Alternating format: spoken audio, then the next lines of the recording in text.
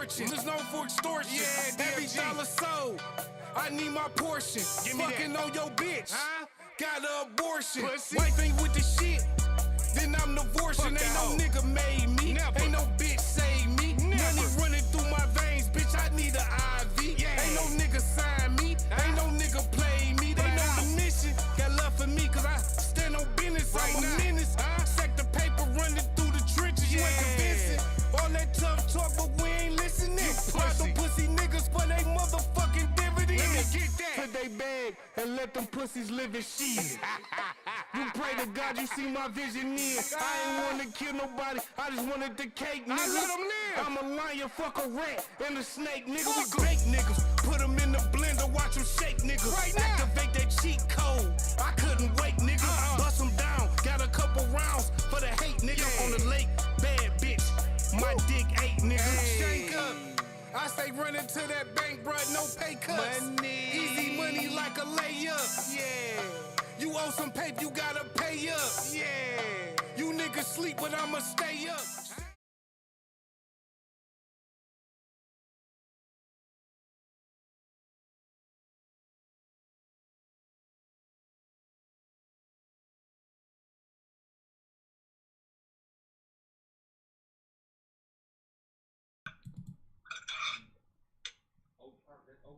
Yo, we live on the motherfucking Shank Show where we get paper and stay low.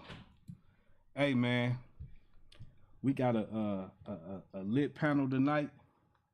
You know, we got two special guests in the motherfucking building, and we're gonna get to it, man. Let's see here. Hey, to my left, let me do my introductions. You know, I gotta start off with the introductions. To the left of me, I got the host, Heavy Hefe 3. What's happening, baby? What's happening?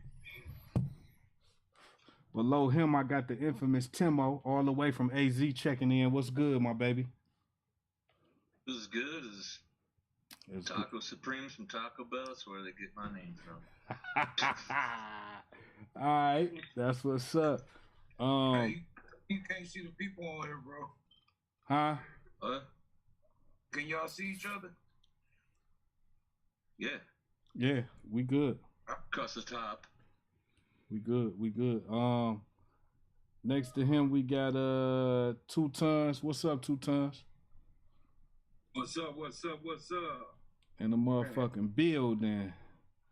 To the right of 2 Tons, we got the lovely Mandy checking in all the way from California. What's up, baby? Hello. How are you guys? It's all good. Above Mandy, we have the legend, the most popular radio personality in history that I know of. I ain't gonna cap. I remember, man, I was a young nigga, and I was like, damn, this nigga the man. He had the motorcycle, the vet, motherfucking condo out in Southfield, nigga balling, you hear me? Going to raid, whatever you wanted to do. And you know what? A big thing was he used to call everybody, this is my cousin, make everybody feel welcome. And, you know, he did big things. Now he into politics. So we going to get off into that. But let me introduce Reggie Reg Davis. What's happening, baby? What up, though, cuz? Davis family, you know how we do. Happy to be here on the Shank Show. Yeah. Your father, hey, Uncle Shank, you don't even know, bro. You was too young to know. But your daddy, talk about my daddy, boy. Your daddy didn't play, boy. That's a motherfucker right there. I miss Uncle Shank, man. That was my baby, boy. They don't know. He was I don't know if you told them stories yet. No, it's coming, though. Stories you need to tell. Yeah. For real. It's coming. With all this other shit, we wouldn't be here for doing this shit we done went for Shank. Shank and the old man, boy, that's boy. Facts. Yeah, the gangster killers, man, we ain't gonna go there. Yeah, facts, man. Yeah. You know what I'm saying? Yeah, but that's coming, Reg. I'm glad you said that, because not only is the DFG series coming, which is our family, but also the Shank series is coming. And we got the Burwood series coming. So we got a lot of shit in the works, man. We're going to get to it. You know what I'm saying? And so without further ado, man, you know, you've tuned into the Shank Show. Right now we live on Instagram, Facebook, I just brought all my hair in my arm. YouTube, and Twitch. Live on Instagram, Facebook, YouTube, and Twitch. So tune in, whatever platform is easiest for you. Tune in right now. We live right now. First thing I want to do, man, is I want to send a RIP, a rip to FBG Cash, which is a Chicago artist. I was checking him out. He has some nice music. And it's ironic tonight because we have a Chicago beautiful young lady on the panel right now, Miss CC Red Love. She's straight from the Chi-Town, Chirac, in the motherfucking building. How you doing, baby? How you doing? How you doing? Shout out to Chi-Town. Shout out to Chi-Town in the building. You hear me? Yeah, but Rip Cash, Rip FBG Cash, man. R.I.P. Yeah, R.I.P. You know, he was gunned down in Chicago.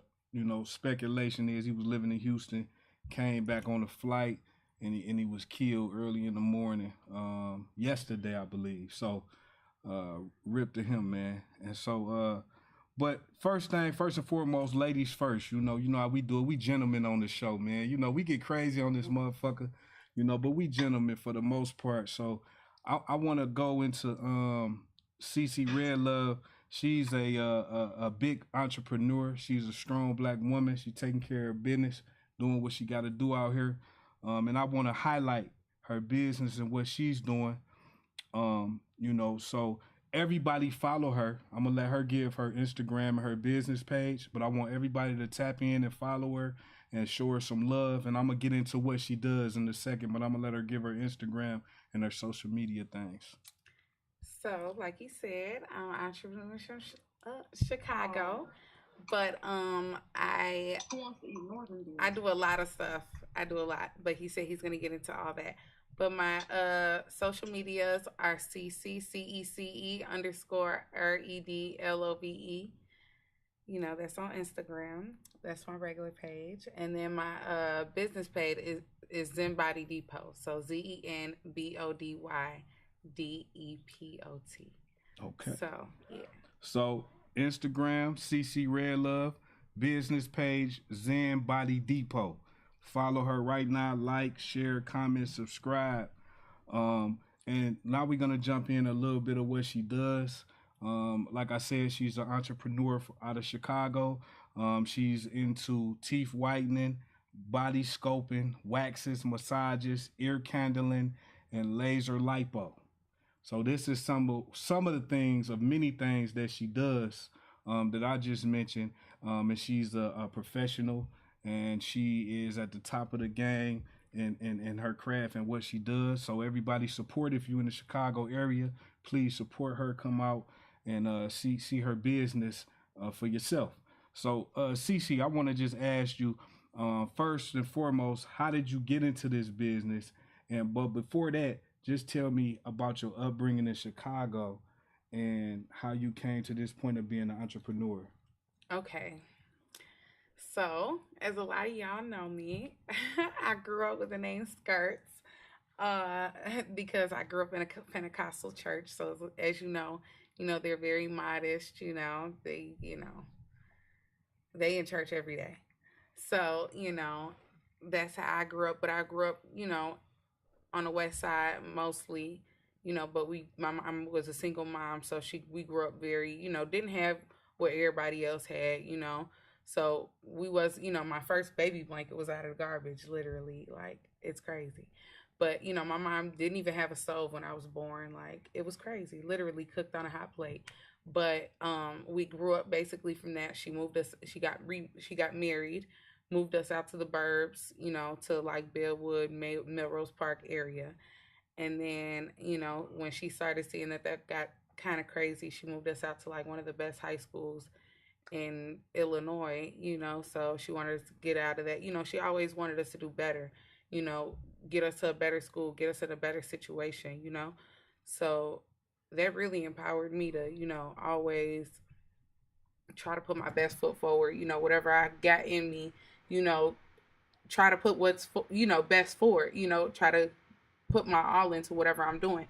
So everything I've done through my life, whether it was selling insurance, whether it was, taking care of kids at one point in time, you know, being a a teacher at a daycare, you know, whether it was that, I always put my best foot forward, I feel like, in whatever I did. So now that I have my own business, you know, I want to strive to do better. I have 3 kids now, you know, I'm still a single parent, you know, I have help from one of my kids' dads. He's always there, you know, he's always helping out, you know, he's always there from all 3 of my children, thank God. But, you know, everybody's pushing me to do better, you know, so my kids are looking at me, so I'm always, you know, as long as I got my kids, you know, watching me, I'm always going to make sure I'm doing what I got to do for them, you know. Facts. Facts. I like that. So tell me a little bit about how you got into the business that you're in, and where do you plan on going from where you're at now? Where do you see yourself in maybe 5, 10 years? Okay, so I first got into the business because I seen that this pandemic was really finna go crazy. And, you know, I was tired of working, you know, my 9 to 5, you know, my last job, I moved up, you know, from a supervisor, you know, from a regular worker to a supervisor within 3 months.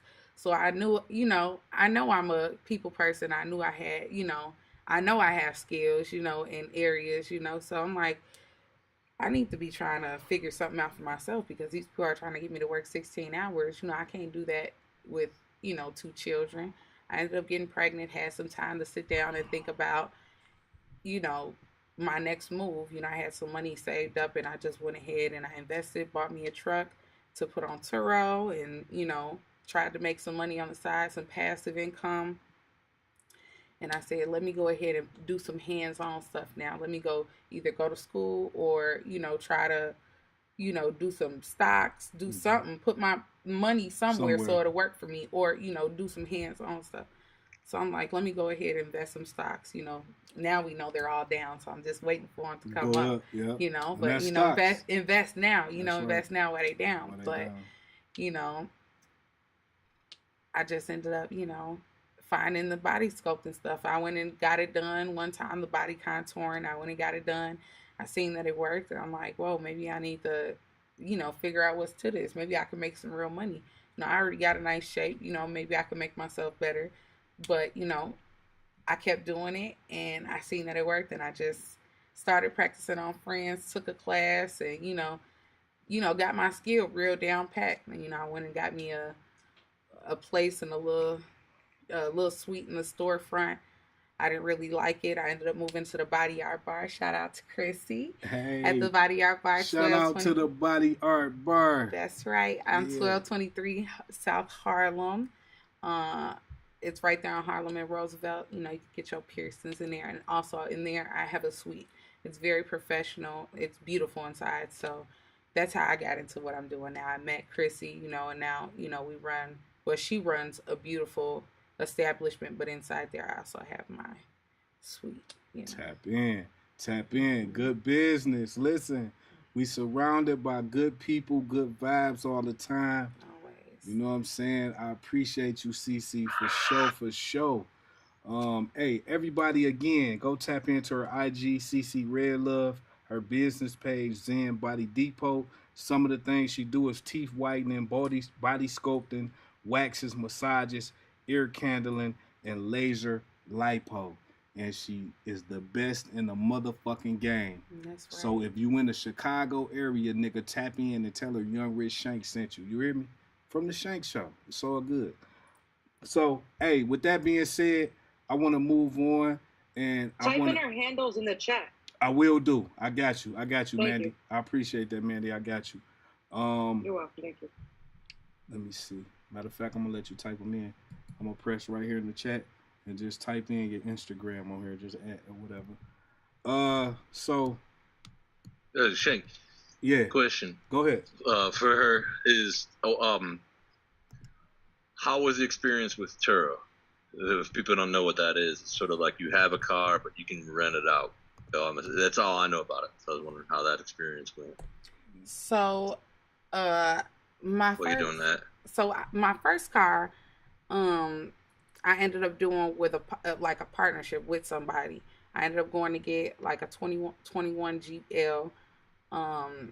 It's doing pretty good. You know, it gets rented out. You know, you put it on basically app. You register your car after you purchased it, financed it, whatever, and then you basically rent it out to people who are looking for a vehicle. For their time in Chicago, or maybe they just want to run a few errands and need a bigger vehicle or whatever. So that's what people usually rent, like, Turo for. So, the more hits, the more you keep your car on there, the more you have your car available, the more people obviously rent from you. So, it's been pretty good though. I like it. I like it. They got a good protection plan. If somebody crashes your car, they give you a rental, you know, in place of what, you would have had on the website at that time. So you still are generating money at that time. So it's good. I ain't never had no issues or hiccups with them. So that's dope. That's dope. That's dope. Hey, cuz, check your text message. Okay, and Timo, that was an excellent question, my brother. Excellent question. Yeah, just for people if they didn't know, because you're kind of like your own private rental car company. Like that's what I read about it. Basically, I thought about doing it as well, so that's good for the listeners, viewers. Basically, it's like Enterprise, but you're like your little own company under Enterprise. You know what I'm saying? Okay, that's dope. So to speak, like Airbnb, but you know what I'm saying, for cars. Okay. Mm-hmm. Yeah, so that's dope. Everybody, support my baby CC Red Love. We all doing, our different business ventures, and we want all the black folks, white folks, everybody to support. So, moving on to Reggie Reg. Hey, Reggie Reg, listen, man, from radio personality to politics, the bullet bill, stop the gun violence. It's a lot that you into, and I want you to start from the beginning. Just give us a little, background on where you started, how you were raised, the people that you were around, maybe in high school, on the way to your radio career, a little bit about your radio career, and on to the politics and what you're doing now. Start there, and I appreciate you for coming on the show, my baby.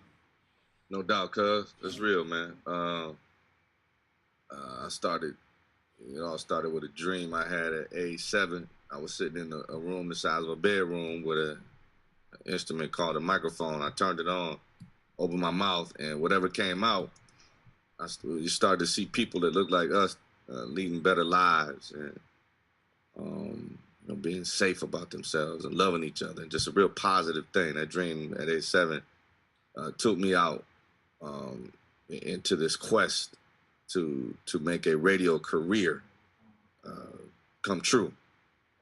So at age 7, it started as a little dream, and since that time, about damn near 50 years later, I have honorary degrees in broadcasting under my belt.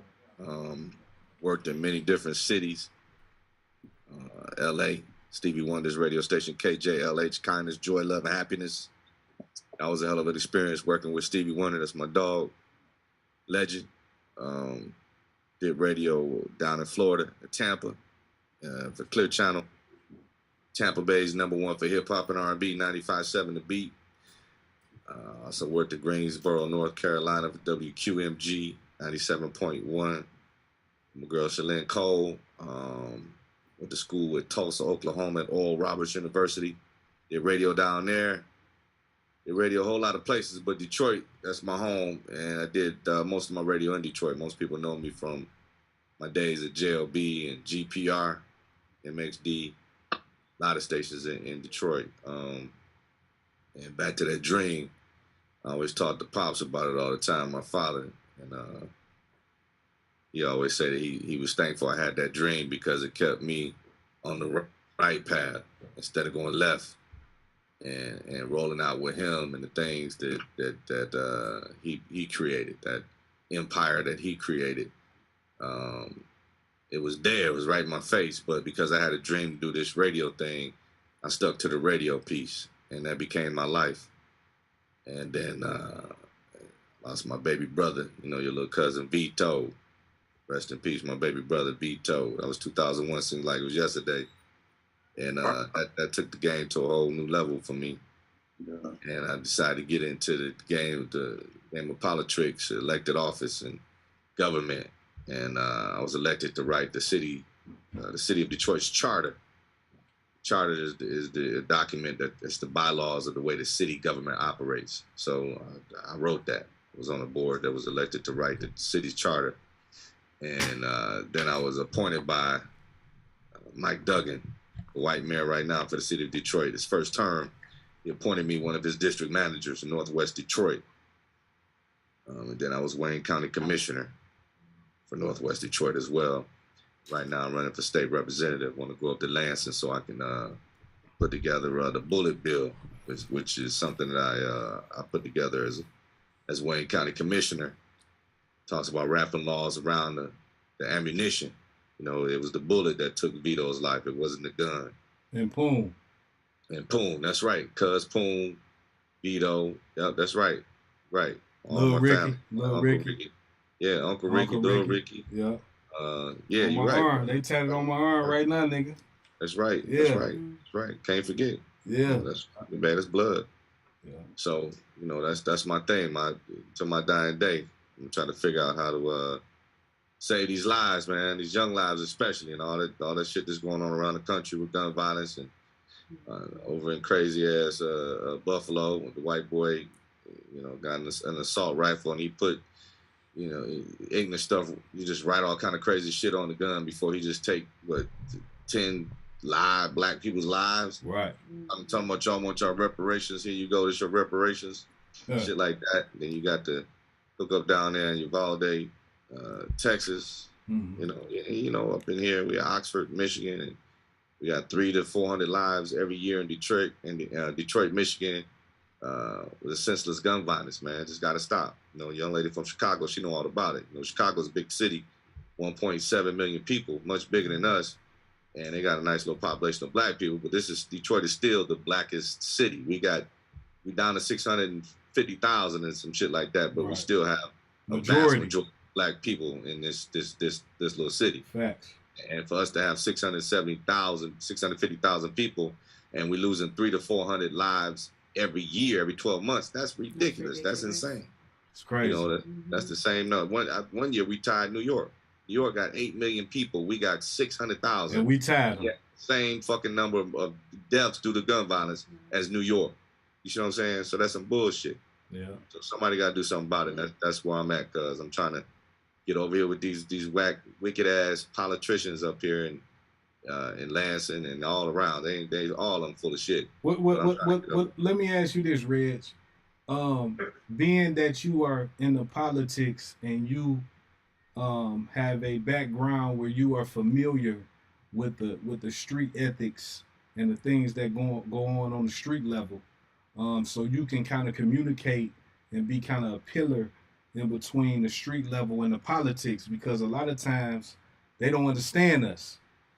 They don't understand what's going on the street level, so they make decisions upon what they know and their experiences, which is not reality for everybody, right? Right. Being in the politics, I think that more guys like you, more women like you, should be in politics, because the you know, I believe that voting on a state level, city level is a little more important than voting on the national for the president and things like that. Absolutely. So with you coming into politics and making your mark on it, what do you foresee? How can you make a difference coming into politics, and what are some of the things that you're going to push while you're in office? Because I think I'm gonna just say you're gonna be in office. That's what I'm gonna say.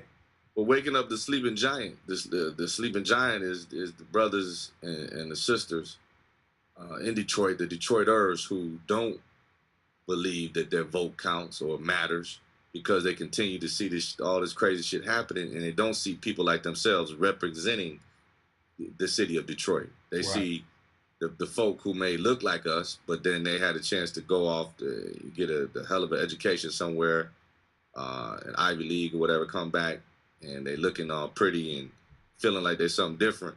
those are the ones that you see in these offices, these state governmental offices and city, county. It's those type of brothers. So when they see me coming in there, a brother from Joy Road and Dexter with the last name Davis, whose father was a motherfucking straight up raw dog ass king. International.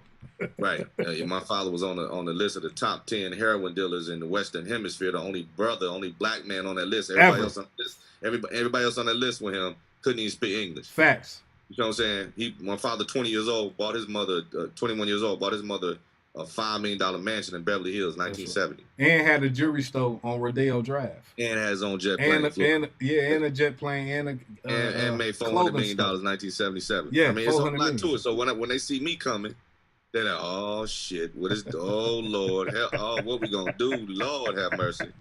That's what they do. So you see what I'm saying? Because I'm coming up in there on the real. I ain't playing that bullshit, and they know that. And I'm gonna say what the fuck I mean. They don't like it. They don't. When I come, I open my mouth. They're like, damn, how do we handle that? Right. You see what I'm trying to say? Absolutely. So they try to stop me all the time. They don't want me there because they already know what time it is. So it's a big assignment for me, but it's something that I must do. Because again, I'm doing this on behalf of our family, my brothers and cousins, uncles. I'm doing this for them, bro. To my dying day, this is what my assignment is. So the door has been opened for me. God opened the door and he said, this is why I want you. It's easy for me. Some people say, what? I don't know. I got to pray to God and see what he wants me to do and what I need to be doing. It's always been easy to me, bro. He closes doors in my face. That means don't go there. Then he'll open doors over here. I'm going through that door. If God say, Reg, okay, I want you to scoop up elephant manure at the zoo. And if he said that's what he want me to do, that's what I'm about to go do. That door opens, that's what the hell door I'm about to go to. You're going to see me scooping up elephant shit every day and talking to the kids walking by the window looking through and telling them what they need to know. You know what I'm trying to say? So Facts.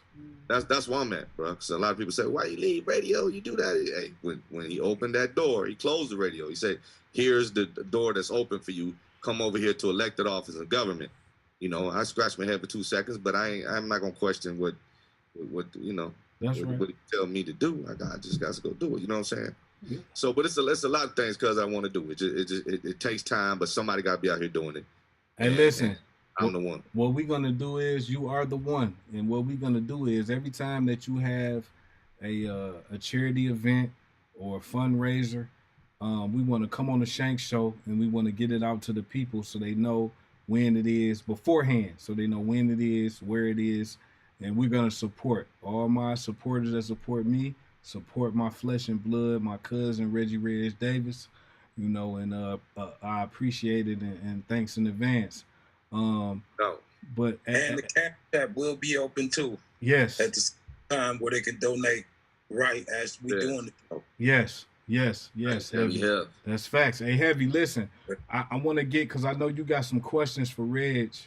So I want to get into that. But first, I want to introduce on the panel right now. He came in, K, son of 7th. K, what's good, my baby? What's happening? Unmute, K.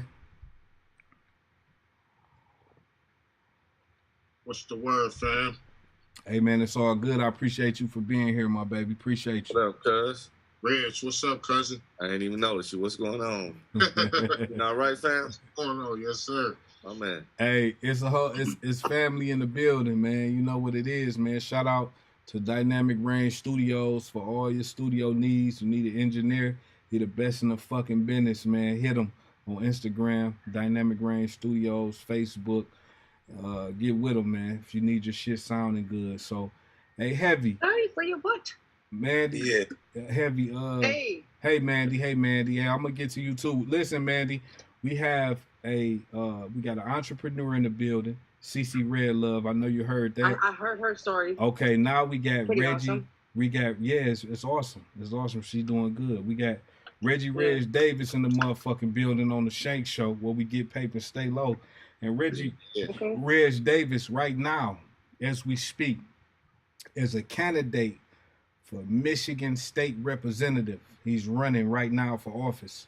But a little bit about his background, he was a famous radio personality in Michigan.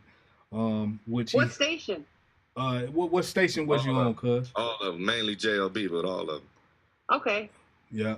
What's So up? she, And to the young lady, I don't know if you're too young to remember a cat that did radio in Chicago at GCI. The same time I was at JLB afternoons, he was doing afternoons at GCI. Do you remember Rick Party?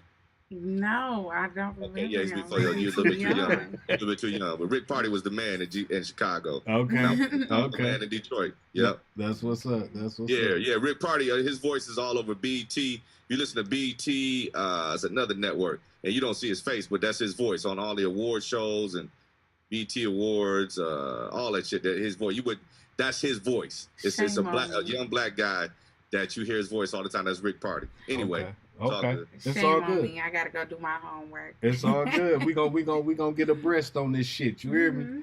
Hey, so Mandy, I just wanted to introduce you to Reggie Reg Davis. He's a What good up, guy, Mandy? and Mandy is she's from Hey, Roger. California. Nice to meet you. well, I can't see your pretty face. Yeah. Come on the Because I'm camera. cooking. I Come just on. got the gym. Come on, we want to see What you, that Mandy. mean? Come on in. Let wanna nigga see see you. a Come on, sneak man. peek now. Hey, give me a second. I'm trying to get stuff out the fridge. Okay, so Mandy is from California, Reg, and Oh, yeah? and What she's part? what part, Mandy? I'm in San Diego. That's my favorite city, my second favorite city in this country. Love San Diego. For sure. Weather.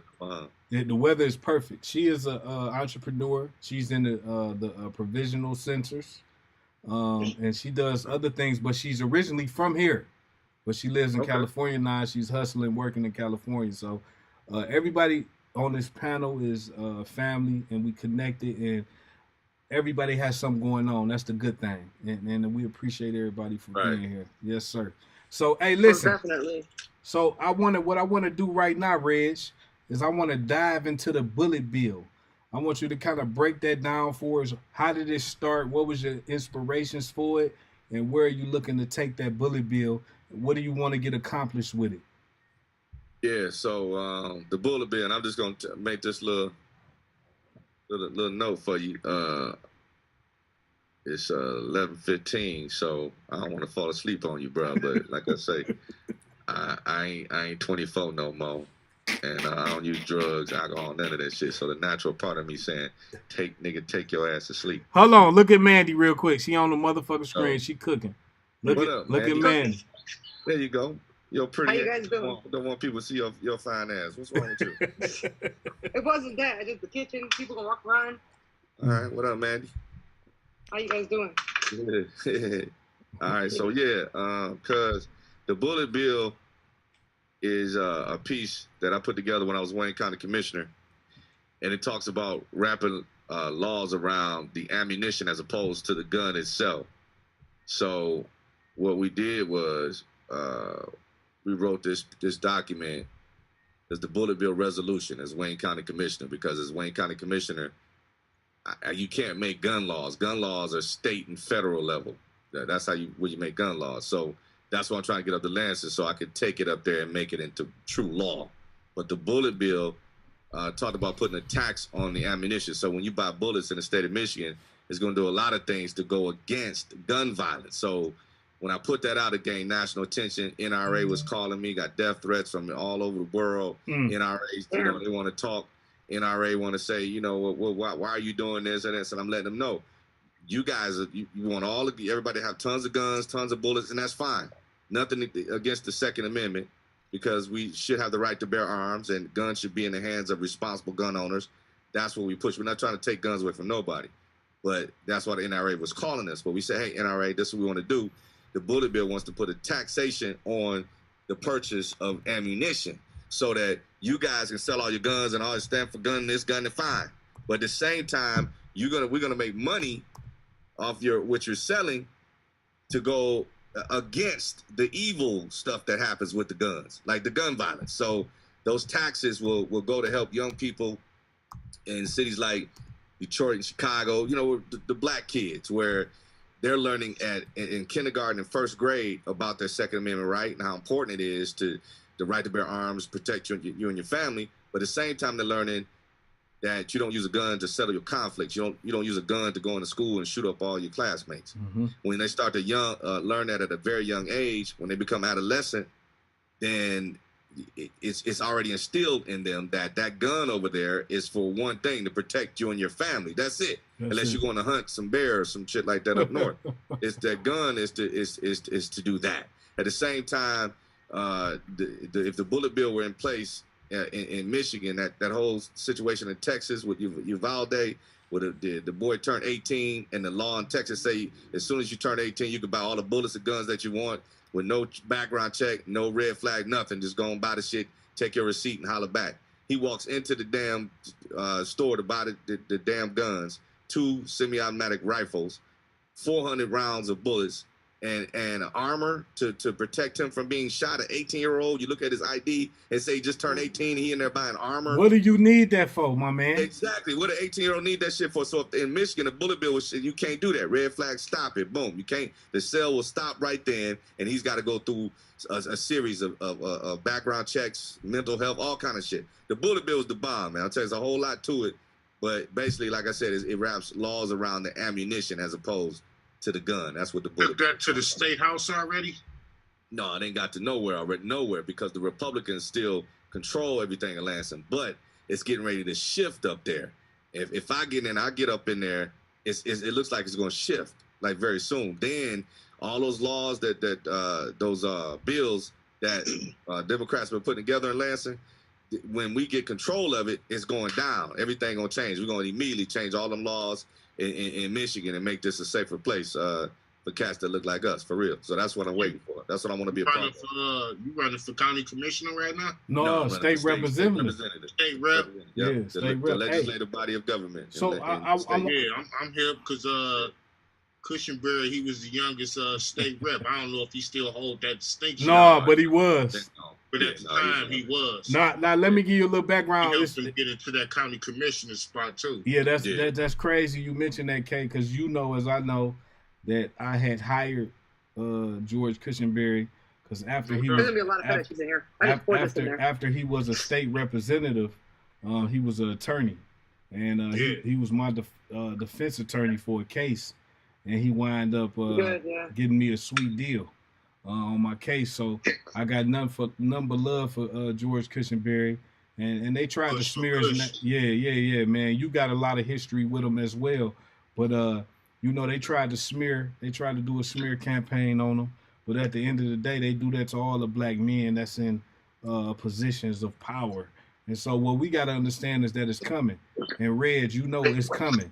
You know, whatever smear they want to do, whatever they want to say, we got to remain solid, support our candidate. Don't let them deter us from nothing we doing and push on. You know what I'm saying?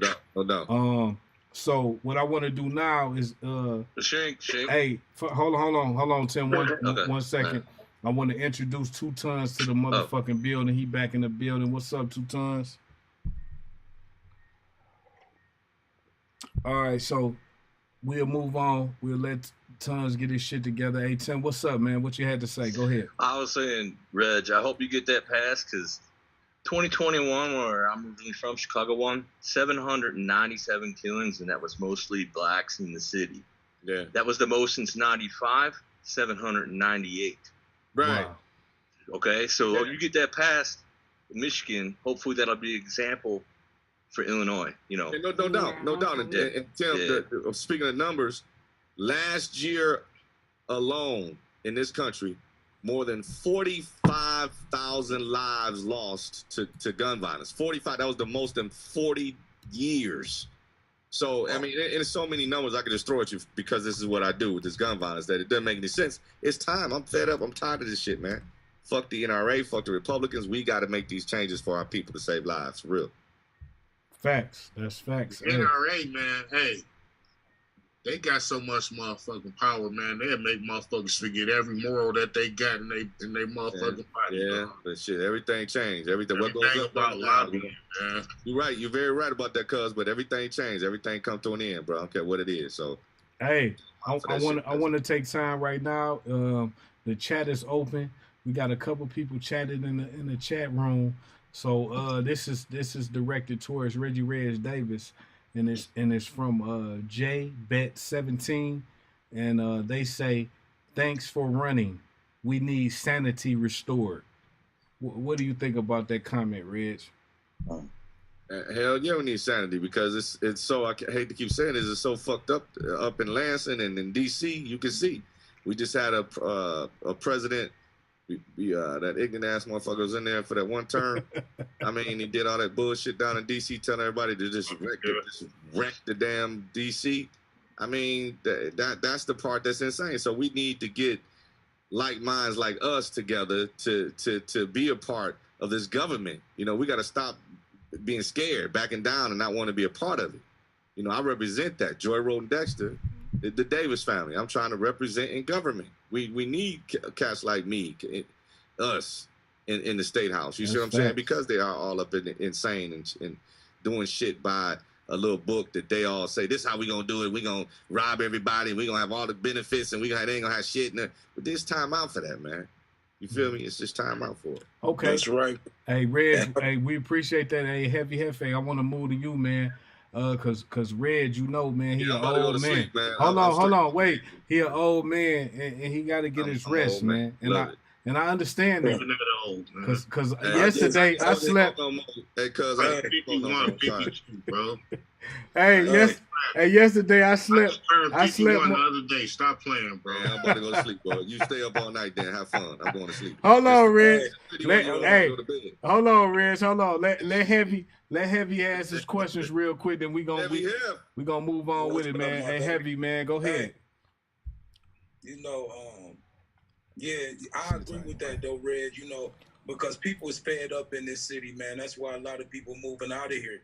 Right. You know, we losing a lot of people in our city because of the violence and the crime, and you know, people feel they can go somewhere else and live a better life. You know, and people here are sick of it, and our kids. You know, we all fear for our kids what they got to go through out in these streets. You know what I'm saying? Absolutely. That's why it's important for us to vote Reggie Reg in for state representative to start the change, to start the good, so we can feel comfortable in our city.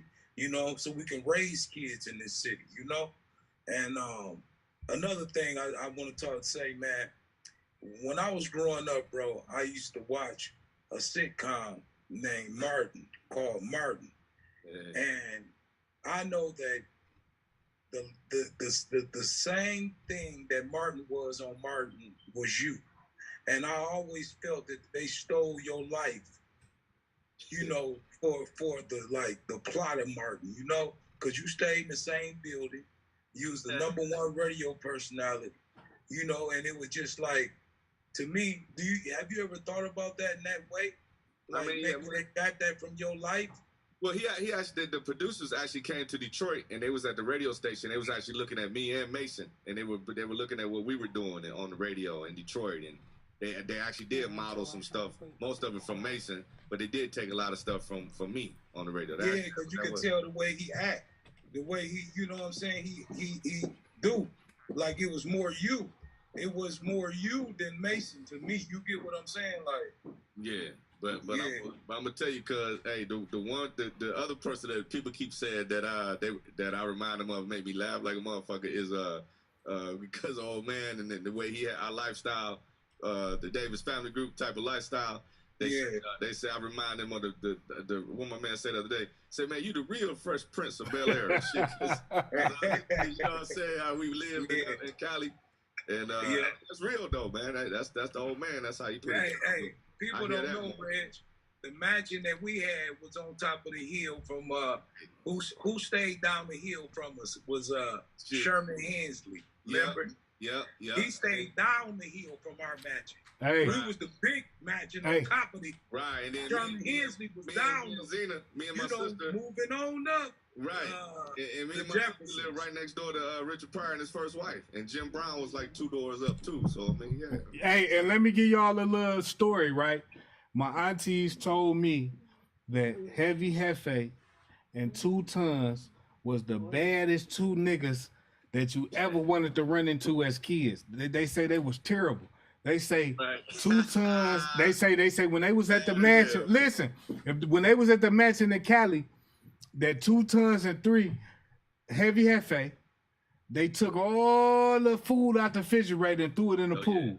Yeah. Everybody was asleep. When they woke up in the morning, Heavy Hefe was gone. 2 Tons was gone. They was looking for him. They said, God damn, they missing. They missing, God damn it. Hey, listen, they came to the pool. These niggas swimming in the motherfucking pool with a whole bunch of groceries in the motherfucking pool. Man, y'all fucked up, man. Whole bitch right in the pool. Hey, man, y'all fucked up, man. Why would y'all do that to them? Man, why would y'all do that, man? What's wrong with y'all? Hey, you remember that ass woman, Bambi gave you when you was at our house to spend the night? She woke up, went in the kitchen, and you had everything in the fucking kitchen all over the floor. And cakes and all kinds of stuff. They bad as hell. Ass woman, my mama gave Bambi, throw that ass up. Hey, shout out Bambi, man. Shout out Auntie Bambi, man. We love you. Hey, you badass motherfuckers, Hey, really, I was the younger brother, so I was following too. You was following. Oh, he was the. Oh, you gonna throw him under the bus? Hey, listen, nigga. Hey, two used to climb out the crib, right? Yeah, they made no special crib for us. He dropped to the floor, bam. It was like he helped me out the crib. After that, he got you out. Help me out. He helped you escape so that motherfucker. Bullshit with him. You know what I'm saying? Hey, so look, this what I want to do right now, right, y'all fellas? What's up, little lady? Hey, little cousin, what's up? Hey, Richie. Hey, that go Lana. That's Lana. That's Kenzie. Oh, that's Kenzie. What's up, Kenzie, baby? Say hi. Hey, little pretty. That's family. That's family. That's blood right there. We love you, baby. Little cousin. Hey, little cousin. Cousin. No, cousin Reggie. That's all right. Hey, listen. Yeah. I wanna. We had them bunk bed cribs. You know how they thought that was gonna stop me. I'll climb over the top, drop down to the floor. I'll unlock any lock you got. It'd be 5, 6 locks of chain. And you get deadbolt, that's what explore the people see neighborhood right shit. there. Helicopters. They say that's true. But I knew what I was doing. It wasn't like I was a kid that was just wandering around like. Yeah, right. He was a scientist. I was examining stuff. I said, wow, this is a pool. This is a jacuzzi. Oh, this is a little pool. It took me a minute to figure out what the jacuzzi was. I said, that must be for kids. And I said, no, that's not. Why your ass running jumping the deep end? It's still little motherfucker. Yeah. You jumping the deep end. I'm a superstar swimmer and shit. Hey, look, hey. I wanna introduce Richie Rich in the motherfucking building at the Shank Show where we get paper, stay low. What's up, Rich? What's good, baby? Rich, you gotta come off mute. Y'all hear me? Yeah, we can hear you. Hey, what's up, cousin Reggie Reg? Long time no see. What up, though? You all right, cuz? Oh, doing all right, all right. I be seeing you out here doing your thing, man. Oh, okay. Thank you. Congratulations on the bid for the bid. Dang, he sound like a nigga going to jail or something. This nigga, he running for office, my baby. Yeah, man. Congratulations on everything everything you're doing, and Yes, sir, cuz. I appreciate that, man. Very proud of you. Thank you, Yes, sir. we're behind you 100%, Reggie Red. Hey, 100%, man. My baby Reggie, man. We on that. Give Reggie Reg a big round of applause. Yeah, a big hooray. A big get paper, stay low. Get paper, stay low, Reg. Hey, we finna get you in the office, baby. Hey, yeah, we need a real nigga in office, man. Yeah. Flat out. That's why it's important, y'all, to put Reggie Reg in office, because he's a voice for the people. Facts. See, a lot of people not a voice for the people because they don't understand the people. That's One right. thing about Reggie Reg is he understands the people. That's right. He's gonna go in there and get in there and do things that we need him to do. You get what I'm saying? Need him to do. Facts. Like he said, stop crime, bring it down so this can be a comfortable place to live and raise kids, and people stop moving out of here and all that. We need to enrich our city. We need more people to want to move in Detroit. We need to get this population back up like Kevin Samuels. 2.something million here. Right. Now it's down to 600,000. Right. So the things that the people want, Reggie Reg is the people's choice, the people's champ. Yes, so absolutely. make sure y'all vote for people's champion. Hey, hold on. Hold the motherfucking. Hold the show, man, right quick, man. We got a motherfucking anonymous person, man. Kevin Samuel. Who is that? Because don't play with my baby like that. College boy. What's up, man? Who that? Who that? That's college boy Earl. That's College Boy Earl. What's good, man? Hey, I like your name, man. That's my baby, man. Rip Kevin Samuels, man. I appreciate that name, though, my baby. Hey, Dig. So listen. I'm a fan of your work too, College Boy. Hey, Reg.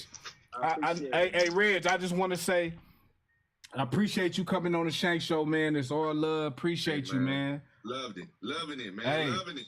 Listen, we gonna keep doing it. Make sure you on the hookup too, man. Over the Grown Folks Radio. Make sure you good. I got you for sure. Cause we got the Grown Folks Radio internet station. We got the Reggie Reg Radio internet station, and the Shank Show finna be live on there. That's already popping. We got Foolish Coco. Charles Pugh was on there. We got a full cast of motherfuckers. You know what I'm saying? Yep. So it's going down. So we'll be on there soon, man. Stay tuned for that. Red. Sure. So if you want to stay, if you up to it, you might want to go to sleep, whatever, because we got two topics. I got to get my sleep. Well, I appreciate you. I love you, man. I just want to tell you that before you go. You already know. Right, yeah, no doubt. I need to go up here and put my hands on a nice little black chocolate ass. Oh. I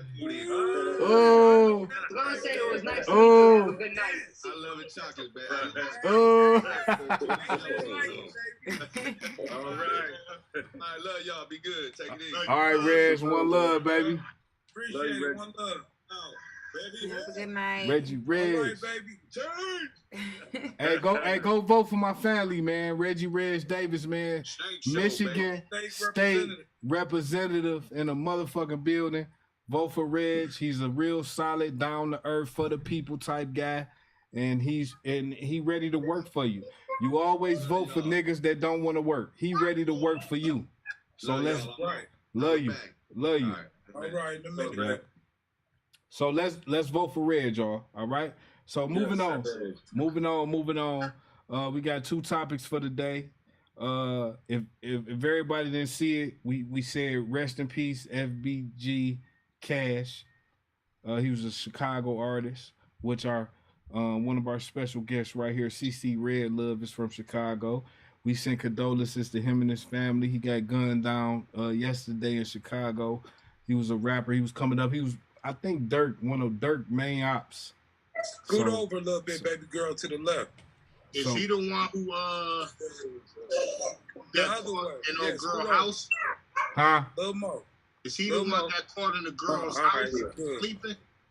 No, that was Trouble in Atlanta. Yeah, that was Trouble, right? Okay. That was Trouble. This is another guy, man. He was living in Houston, and remember FBG Duck, who made that song "Dead Bitches." For sure. That was one of his homies from his crew. You know what I'm saying? I remember Duck got killed like in the downtown district. Yeah, in the Gold Coast. Gold Coast. That place? Yeah. Gold Coast. Yeah, where all the high-end stores at. Yeah, he got killed down there. So rest in peace, Duck. Rest in peace, Cash. I was actually a fan of both of them. I was a fan of Duck. I was a fan of Cash. I was listening to his music. He was doing his thing. And I like some of Dirk shit. So, I ain't biased, man. I fuck with good music. At the end of the day, I ain't from there. I ain't in that. So I don't give a fuck one way or another, nigga. Whatever they do, that's what they do. What's the young lady's name? CC Red Love. CC Red Love. You call her CC though, CC. Yeah. Can you explain to us like what it's like down there? Because we know what it's like with our violence and shit is like in the D, but that's Chicago. When you ain't from a place, it always seems a little bit different when you constantly just hearing about it through reports and stuff. You always get it different. You always gonna skew it a little bit. That's how it actually is. I want to know how it actually is, though. I love my honeycomb hideout. I stay in the burbs. That is really like that.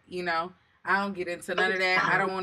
I don't even really too much speak on Dirk and the FBD Duck situation because it's so much controversy in the city, who you running with, what side you picking. So I don't even really I don't get into the middle of that because there's just so much going on. But it really is a lot going on in the city right now. Everybody seems like they into it. I don't know if it's because everybody's money done slowed down or what's going on. Ain't no more PPP. Nobody's going on vacation no more. Ain't nobody living their best life. So what? Everybody stuck in the city, you know, they shooting each other at these festivals, they seeing each other out in public because there ain't nowhere to go.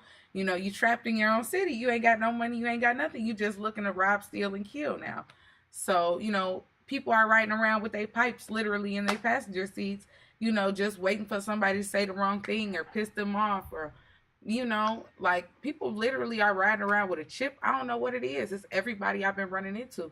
Literally, it feels like they got a chip on their shoulder. Like they upset about something, you know. They ain't got no job. They about to lose their place because of COVID. They about, you know, everybody got an issue going on. So, you know, it's just a lot going on in the city. Girls is turning up in the Lake Michigan. Like it's a lot going on. You know, they don't care. The bullets is for anybody. You know, a lot of girls I've known, and even in the past, you know, down my timeline, it's so sad. I've seen, you know, a few girls that lost their life to gun violence, you know, so.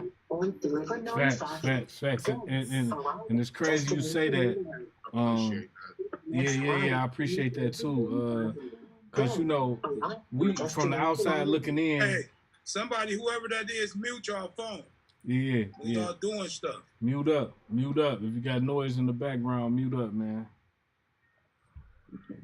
But yeah, So CC, so how do you feel, you know, like niggas from your city, they smoke on niggas when the nigga get killed.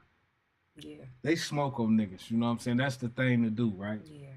So how do you, from you being there, how do you feel like that trend started, and what do you feel about that trend? Do you think it's just what they doing? Do you think it's a fucked up thing? Like, what do you think about it? I think you got to scoot over, baby girl, get in the camera. Okay. She in the camera. She in the camera. Go ahead. All right, right there. I feel like I don't even really know where the trend started, but I hear it in Dirk's on smoking on this, smoking on that, Duck's on smoking on Tuka, smoking on, you know, all these different, you know, people that have passed away. Like, I feel like it's disrespectful as hell. You know what I'm saying? I feel like, you know, and then when they go back and say, "Oh, we smoking on your dead home," now everybody want to kill each other. Now everybody gonna hear haywire because you know this person that said it in this song. Now they talking about they. I think it is so stupid.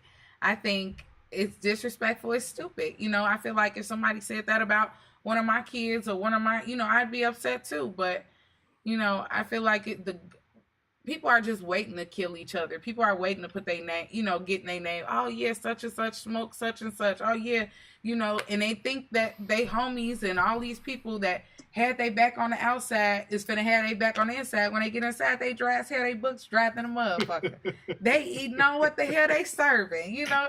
They ain't got no commissary. They hungry than a motherfucker, that bitch. They ain't even getting a honey bun birthday cake. It's over with. Like,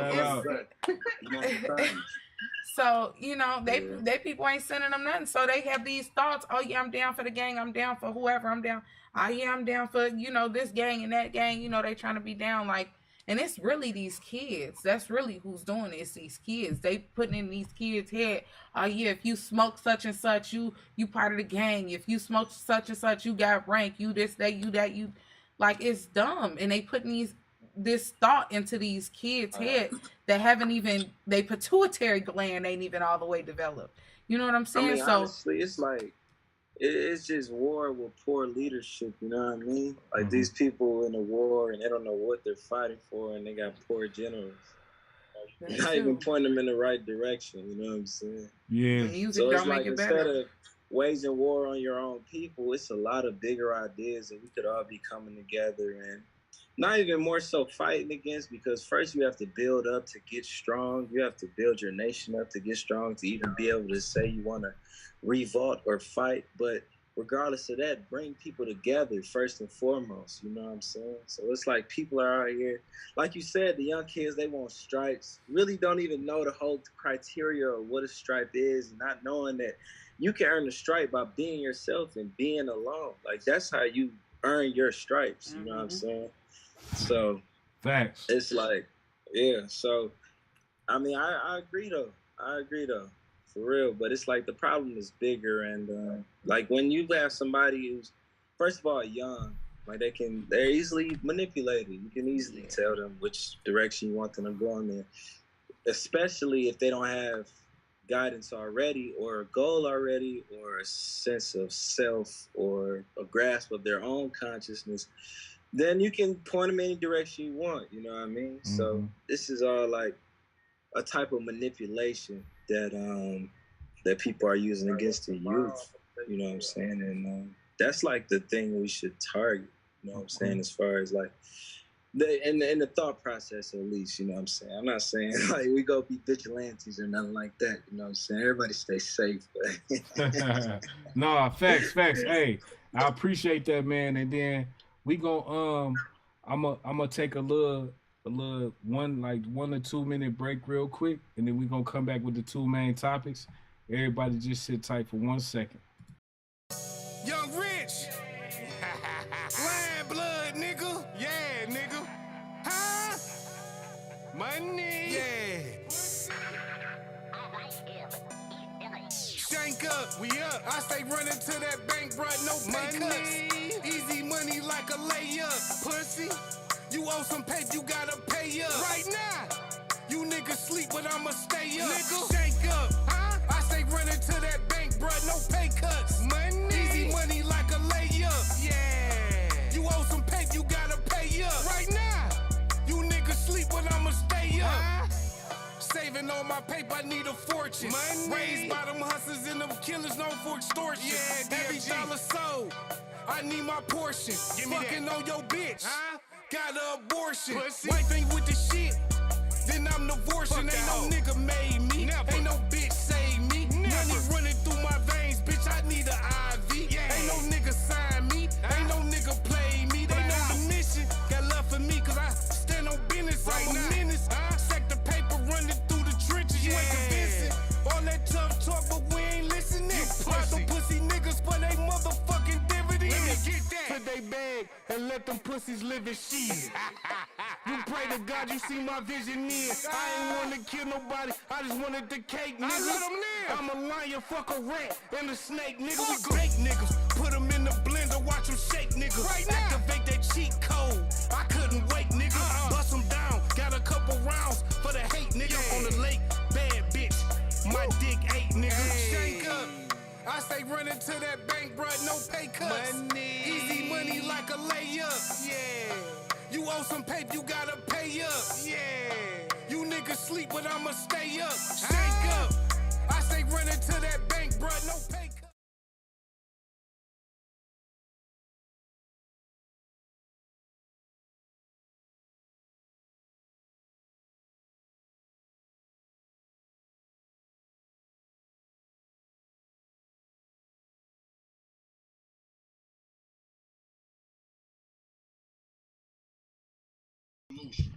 Hey, fellas. Hey, hold on, Tons. Hold on, K. We live at the motherfucking Shank Show where we get paper and stay low. We got a full panel tonight. We got a lot of people in the motherfucking building, man. Hey, listen. Y'all, I know y'all was just having a conversation about some shit and I rudely interrupted y'all. I apologize for that, but I had to introduce the show, my baby. So, but I got a couple topics. Do y'all want to continue what y'all was talking about? Or do y'all want me to get into the 2 main topics? What y'all want to do? Okay, well, I'm saying, did that record what I was saying or no? No, go ahead. Say what you were saying. Okay, I said that I seen a police officer one day. I asked him, I said, what do you think a solution would be for the youth to stop the killing and the stupid shit they doing? Like, is it something that you think could be a solution? And his reply was, no, it's too late for them. They gonna do what they do. You know what I'm saying? There ain't nothing we can do about it. They're dying breathing. He said what we gotta concentrate on is the kids under them, the young kids, and change them for a change. He said it's too late for them. Nothing we can do. That's deep. That's deep. See, I don't believe that because I actually did research on that. People thought I was crazy because I had a camera and I was interviewing people. in crack houses, heroin spots, all type of shit. And I was asking questions, like, you know, trying to see. You know, I was doing statistical data on the people that's, you know, the young kids that's selling drugs. Most of the killing comes from it's a you know, branches off from maybe drug dealing and that, you know, brings a persona and it's dangerous. So you have to have a certain, you know, be perceived a certain way and all this. That's true. Instead of engaging in conflict, it's better to deter it. It's better to be feared than loved. So what I found, the findings of that study was that I think it was like 90% of the people, if they had something else that they could do to, you know, adequately feed their families and live comfortable, right? Most of them hated it, but they did it because they felt like, see, and the theory of that whole thing I did, you know, was the fact that it's people that want more out of life. They don't want to settle, you know, and things are systematically engineered for it to be harder for us. So some people say, well, I'm going to risk my life and my freedom to provide a better path for my family. You know what I mean? And they really don't like what they do, but it's the only resource they have available in their community. You see what I'm saying? So now, go ahead. So now, so if you look at the resources that are available in the community, it's not really none. And then by the time you get a certain age, you're going to get a felony.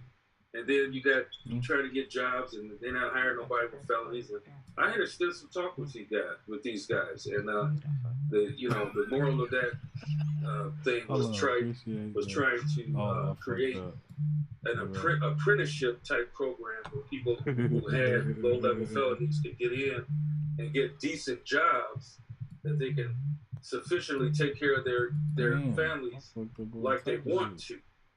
You see what I'm saying? They might want to take their kids to Disneyland, or they might want to. You see what I'm saying? They might want to put this child into a private school or whatever. But you know, the resources are very limited. Hey, Tons. Before you finish, I just want to read one of these chats from Gwaki, Gawkeee, and it says music has a big influence on the kids too. Yeah, it does. It does, but you got to look at the culture that has been consistently going in a negative direction, and the music is a great influence in it as well. And plus the culture of the neighborhoods that they live in and they grow up in. You see what I'm saying? It becomes part of the environment. And so you become a product of your environment. You're trying to get out of it. A lot of people want to get out of it. Could I interject on that real quick? Yes. Well, that's the perfect point. Now, the basis of it is the bigger idea. Because whether you want to live a humble life to provide for your family, or you have to live a dangerous life to feed into the materialistic aspects that's forced on us on a daily basis, either consciously or subconsciously, the whole idea is that it's all money, right? It's all this medium of exchange that people are forced into stepping over each other for, killing each other for, or not, or just being submissive and accepting your life of servitude for a certain amount of years to get this pension or this constant recurring currency to provide for yourself, right? So the idea is really building a nation. You know what I mean? Building your own nation is, or that's to the extreme. I say on the base level, being more self-sufficient. You know what I mean? That's not promoted. There's so many distractions that makes you even have to succumb to the economic system. You know what I mean? But basically what I'm saying is the root of the problem is the economic system, because it is all over money. That's what it's all about. Yeah. They want more out of life. They just But you know, just because you a drug.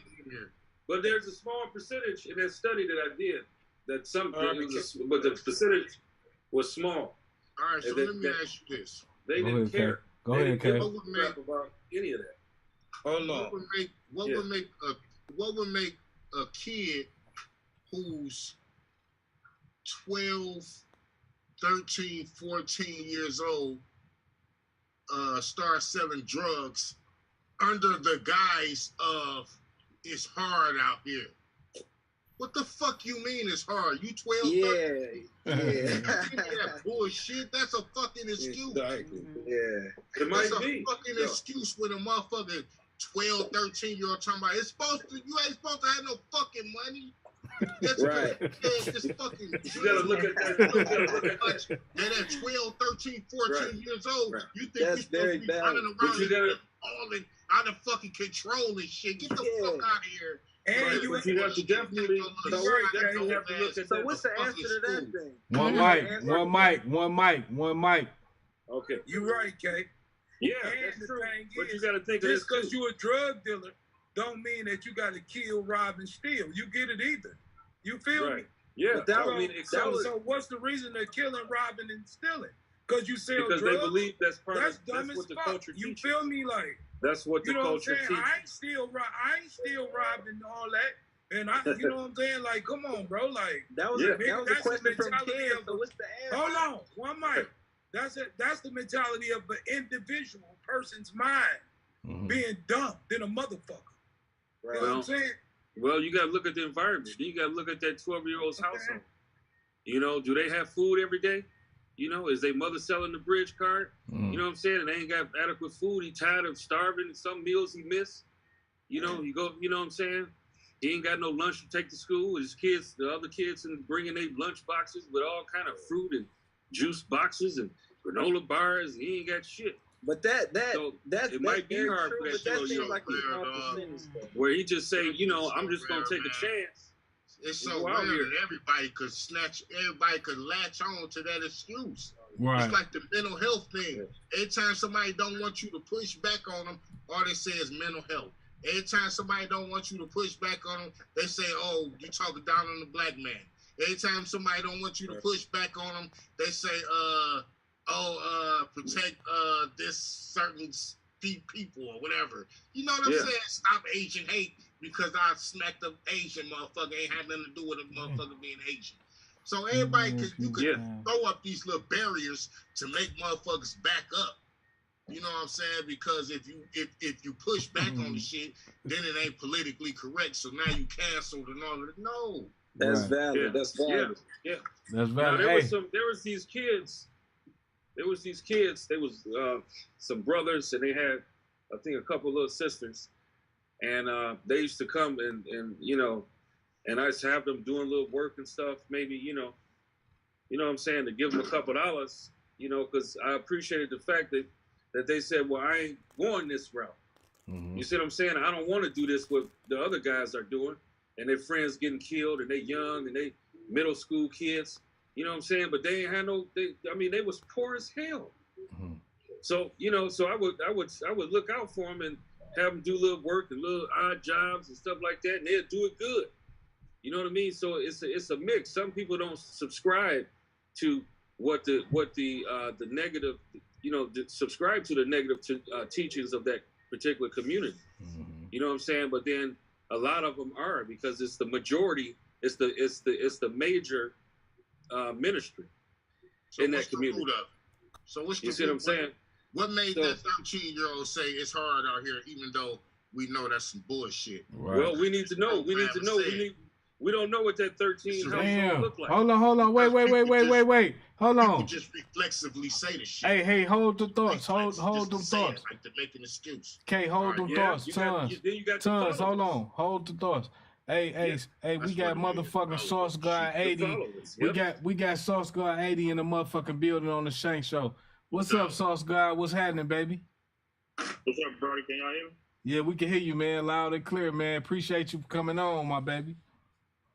Yeah, I had missed y'all when bro sent me the thing. I'm at work, but I ain't see it. I'm like, damn, I done missed the motherfucker. And I just seen it when I said, but the line ain't running shit. I said, oh yeah, let me jump on this bitch. I gotta come see what's wrong tomorrow. No, it's on, man.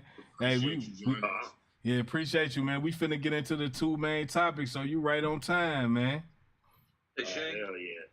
Hey, Shane. Yeah, go ahead. Doesn't it come back to how Harvey started a segment where it's got to start from a young age, where that it's got to come from the underground. Like, because if you go out, like the young lady to your left, right of the screen, said, I out of there, went out to the burbs. Because if anybody thinks, because I grew up in Chicago and 25 years, like, anybody thinks that people out in the burbs care about that what's going on with all the killing in Chicago, they're like, well, they're just going to kill each other. That's what they say. Like, in the white population. She probably heard it. It's like, oh, they're just going to kill each other. They don't care. But that's where it has to come from, to come right back to what Heavy said is like, you got to, like, it's the people below to, like, whatever it is, under 10 years old to be like, no, this is not the way. And what the representative, hopefully, that will be soon elected, said, no, it's got to come from the people to say, hey, we're done with this because we're just having all this crime and they're just killing each other. But if you go out to the burbs, you'd be like, oh, well, they're just killing more people. If you look up the people that was killed just last night in Chicago, like, you go out there, they're like, they don't care. So it's got to be from the underground to say, hey, enough of this. Right, that's my comments. Hey, I appreciate that, Timo, and that's facts, man. You was right on point with that. Sauce God. So hold on. Hold on, Tons. So Sauce God, what we was talking about with Timo, what he was just touching on, he was touching on the I lost my train of thought. I was saying is the people out there, mostly white people, who are like, oh, well, they're just gonna kill each other. They don't care. Right. Like, it's just like, oh, like, and that's what the future representative was saying is like, man, it's gotta come from representatives coming up. Hold on. That's all I'm saying. He was touching on. We was touching on the FBG Cash killing, where he got killed in Chicago, and I was saying I was a fan of him. I was a fan of Duck. I was a fan of a lot of Chicago artists. And this young lady here, beautiful young lady here, is from Chicago, entrepreneur from Chicago, doing her thing. So she got some hometown insight into it. But Sauce God, I know you you tapped into the streets. What have you heard, and what do you think about the Chicago drill rap and the state that it's in right now? Well, my opinion is, man, I agree with what Supreme was talking about, because he's right in the sense of the white people in the suburban area don't really, because it doesn't affect them. It doesn't affect them in their daily lives because they don't live in that environment. Because the environment, circumstances and situations create the type of environment that you live in. So in Chicago, it's just a norm, and a lot of it is due to desensitization. A lot of them are desensitized to the shit that's going on because they've been living around it so long. The same way, like, a guy grew up and their mother is on drugs. If you've seen a motherfucker just keep using drugs all the time, you become desensitized to it, and it becomes the norm. In Chicago, for the suburban white people, it's the norm. They already know that the guys, the inner youth in the city is going to kill each other. So it's socially accepted now, like everything. And it's kind of bad because I fuck with Duck and all them. They was hot. The drill music, all music in general is just designed, and people are rapping about whatever struggle or lifestyle that they are indulging in. So it go both ways. A lot of times, the thing that's fucked up is that we do a lot of disservice to the youth because we don't explain to them that it's just music. Right. So in turn, a lot of them don't have daddies or father figures or big homies like a lot of us grew up. We had an advantage. I was just telling my man yesterday, we had an advantage because we had big homies. When we was growing up, the niggas who sold dope didn't want us to sell dope.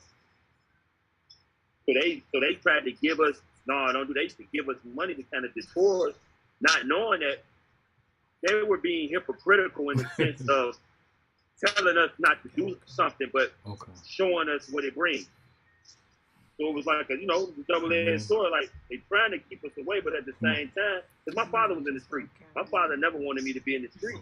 But you learn off observation. We learn off the observation, not what a motherfucker say out their mouth, but through the action. So a lot of times, man, our parents are very hypocritical people, bro. People in our lives that we looked up to were hypocrites. Hey. Because they tell us not to do a thing, And in turn, we the ones we benefiting from them doing it. So it's like, damn, I know you telling me not to do this because you don't want nothing to happen. But shit, this is the only way I see how to make it in the time frame I'm trying to make my thing pop off. That's right. So it goes both ways. But I agree. It's kind of fucked up, man, because the music, man, it's a lot of great music out of here, but it's no substance in the music. Hey, so you got a lot of these people with a Sauce lot of influence. Sauce God, hold that thought right quick, man. Miss CC Red Love from Chicago's finest. Her business page is Zen Body Depot. She specializes in teeth whitening, body sculpting, waxes, massages, ear candling, and laser lipo. And that's just some of the things of the many things that she does. But she's a professional. If you ever in the Chicago area, please go to her page, CC Red Love, or her business page, Zen Body Depot. She got to get out of here. She got some business to handle.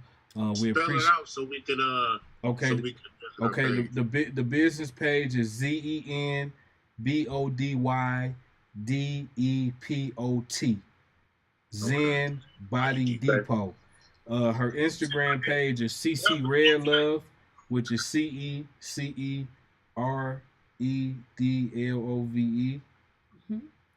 On Instagram. So everybody like, follow, share, subscribe, fuck with her. All right, she got to get up out of here. So she want to say bye to everybody before she leaves. It was a pleasure. Thank you for having me on the Shank Show. I appreciate it. Thank you, y'all. We appreciate you. Hey, and I want to add this too. One of her friends is here, Janae Nicole, on Facebook, on IG, Raw on offline. Her name is Tommy. Her TikTok is Tommy Lashed Me. She's a lash tech. And she's the shit. So go check her out as well. All right. So go ahead, Sauce. I want you to continue what you was talking about. I just wanted to add that. Yeah, but it's kind of fucked up, bro. You know, I sit back and think about that shit all the time. Like, the music is so oversaturated with the bullshit that it's no positive innotation and shit. It's like they're not even allowing for the artists to give a person something that's gonna create longevity in their life. They just want the bullshit to run all day. That's it. That's what's getting glorified. But this an agenda attached to the shit. You know, we all, everybody that do music on here that rap, we talk our shit and have fun with the shit because you should be allowed to be creative. But a lot of this shit is just oversaturated bullshit, bro. And they all saying the same thing, Sauce, just in a different way. Yeah, but it's because they're really saying it in a different way. They all saying the same exact same to me. No, they saying the same shit. It's just that what I realize, bro, it's a bigger agenda than what we see. Well, we know what it is. We keep it 100. We know what the fuck it is. They trying to depopulate us, bro. That's the whole agenda, bro. At the end of the day, they trying to depopulate us, bro. They know that we birth faster than any other race of people, so they trying to depopulate us, bro. They trying to cut down the population. So they trying to demasculate me and bro, and they trying to make us kill each other. Hell yeah. Listen. Hey, 2 times. And then from what 80 said, the thing is, because I knew a lot of guys that I grew up with on drugs. You go into like Chirac, you white, man. It's like you have body armor. So they go in, it's like, oh wait, there's some white people with a bunch of money, right? Yeah. It's and it's like that's what they would do. I lost a lot of people that I knew growing up with that kept doing, like bringing all that money in from their parents from Naperville, like just all the white people suburbs. And it's just like, oh, you go in there, it's like, oh yeah, there's a white person, he just wants to buy drugs, whatever, or and I'm not like commenting on like drug sales or anything. I'm just saying, but then it feeds that, right? Where it's just like, oh yeah, it's like, oh yeah, here they come, and here comes the money, and then you have like safe passage. It's like, oh, but that's the truth. Sauce God 80, yeah, exactly what you're saying. Yeah, man, but and I think they were just victims of circumstance, bro. When you grew up in a fucked up environment, and for the young guys, man, that took advantage of those white people with the money, it's just the circumstances that they grew up in. They didn't know. They don't. Right and wrong has been reversed in the eyes of a young black male that grew up in poverty. Us growing up, me being older, us growing up, it was certain morals and principles that went along with it. You know what I'm saying? You didn't want to kill the person that was bringing the money. Of course not. Why would I kill you when I want to keep making money off of you? But nowadays, a person to kill you for the money just for that moment, and then go on to the next thing. And it's bad because it's the whole, all of it run together, bro. All of it run together. Absolutely. All of it run together because you have good people in every nationality, race, color, or creed, but you have the majority of this narrative that the powers that be, because it's not about white or black. It's about the have and the have-not. Either you got it or you don't. It's status. It ain't about no color or nothing right now. It's about a status. It's about a certain existence of living. And either you got it to be on this level or you don't got it. Then everything else plays in a pyramid of what is important after that. Because when you got money, it don't matter what color you is. It don't matter if you're homosexual, whatever. You got money, you could be amongst the elite. And then you can provide certain things for certain people and build certain business relationships, and you can create things. But when you don't have the finance, you subject it to whatever they put out here for you. That's where the gap is at. Like a lot of people don't. Yeah. Like a lot of people don't like Donald Trump. That's true. Donald Trump. Me included. This is the thing that Donald Trump was trying to do. He's an asshole. He's an asshole. But he's not a politician. See, you got to look at him for who he is. He's not a politician. He's a rich asshole. But one thing that he was trying to do is he was trying to give people a mindset like him. Quit depending on people and get your own fucking shit. But he understands that he know the one thing that both parties, Democrat or Republican, understand, but they don't try to help is the fact that they know it's not a level playing field. They never going to try to make it level. Because the rich want to stay rich, and the only way that the rich can stay rich is keeping the poor poor. And then on the Democratic side, the only way that the Democratic Party can run proficiently and have finance is to keep us dependent upon them. So they're both similar. They just have two different objectives. The Republican wants you to be independent, even though they know it's not fair and it's not a level playing field for you to become equal. They know that. So they plan on that with you. Get out here and do this and that. And that's why we don't like the Republican aspect of it, because we're like, it's not a level playing field. How you going to tell us to get out here and fend for ourselves? So the Democrat is feeding off that. This is how they keep in the Democratic vote alive, because they saying, well, no, we got to help them until they get right. But they really not trying to stimulate our economy. They just trying to keep us dependent on the money. So they can keep us in the air a lot, so they can dictate what they're trying to do.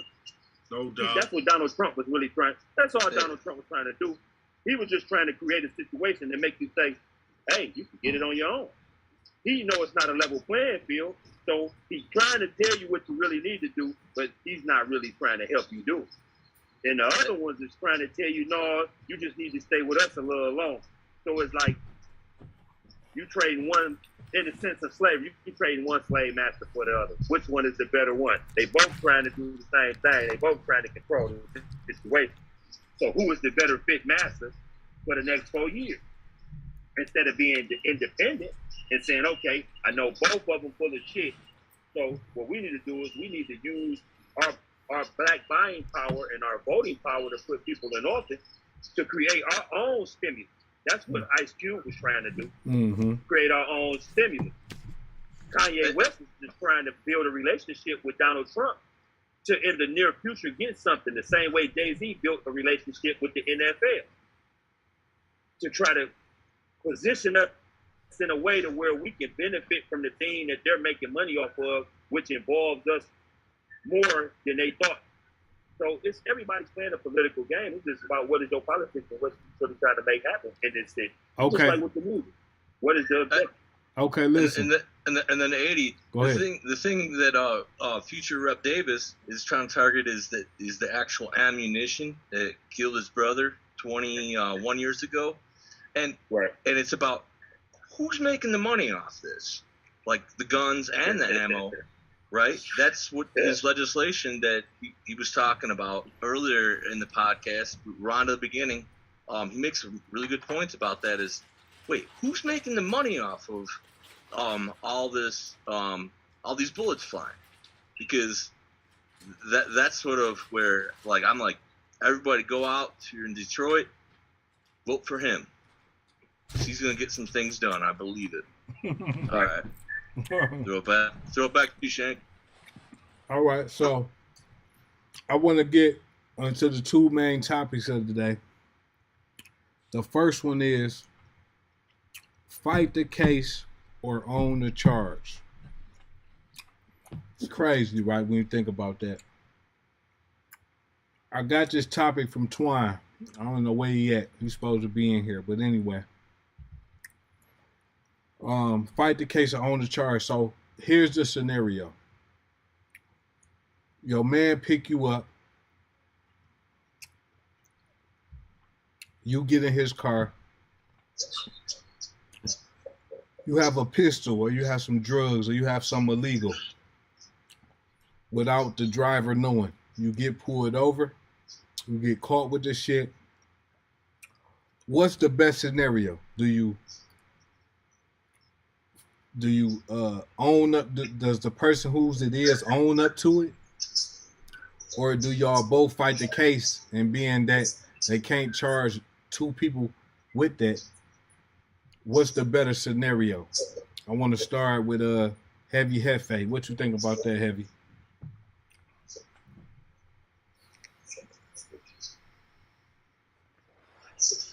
Okay. Yeah. I'll start. Go ahead, Kay. First of all, a real nigga wouldn't even put his man in that position. What kind of fuck shit is that? You get caught with some shit, and then the police pull y'all. You in your man's car. It's a scenario you just painted. I'm in my guy's car. I get caught. We get pulled over. I get caught with some dope. And I'm going to sit up there like a dummy and expect my man to say, you just got to fight it with me. No, nigga, I got to be a stand-up nigga. You just say it was my shit. You know what I'm saying? That's some whole shit even put your mans in. Any type of position, you a rat, you a whole ass nigga. Okay, but let me ask you this, Kay. When hold on, when you say that though, what if your man's got a clean record?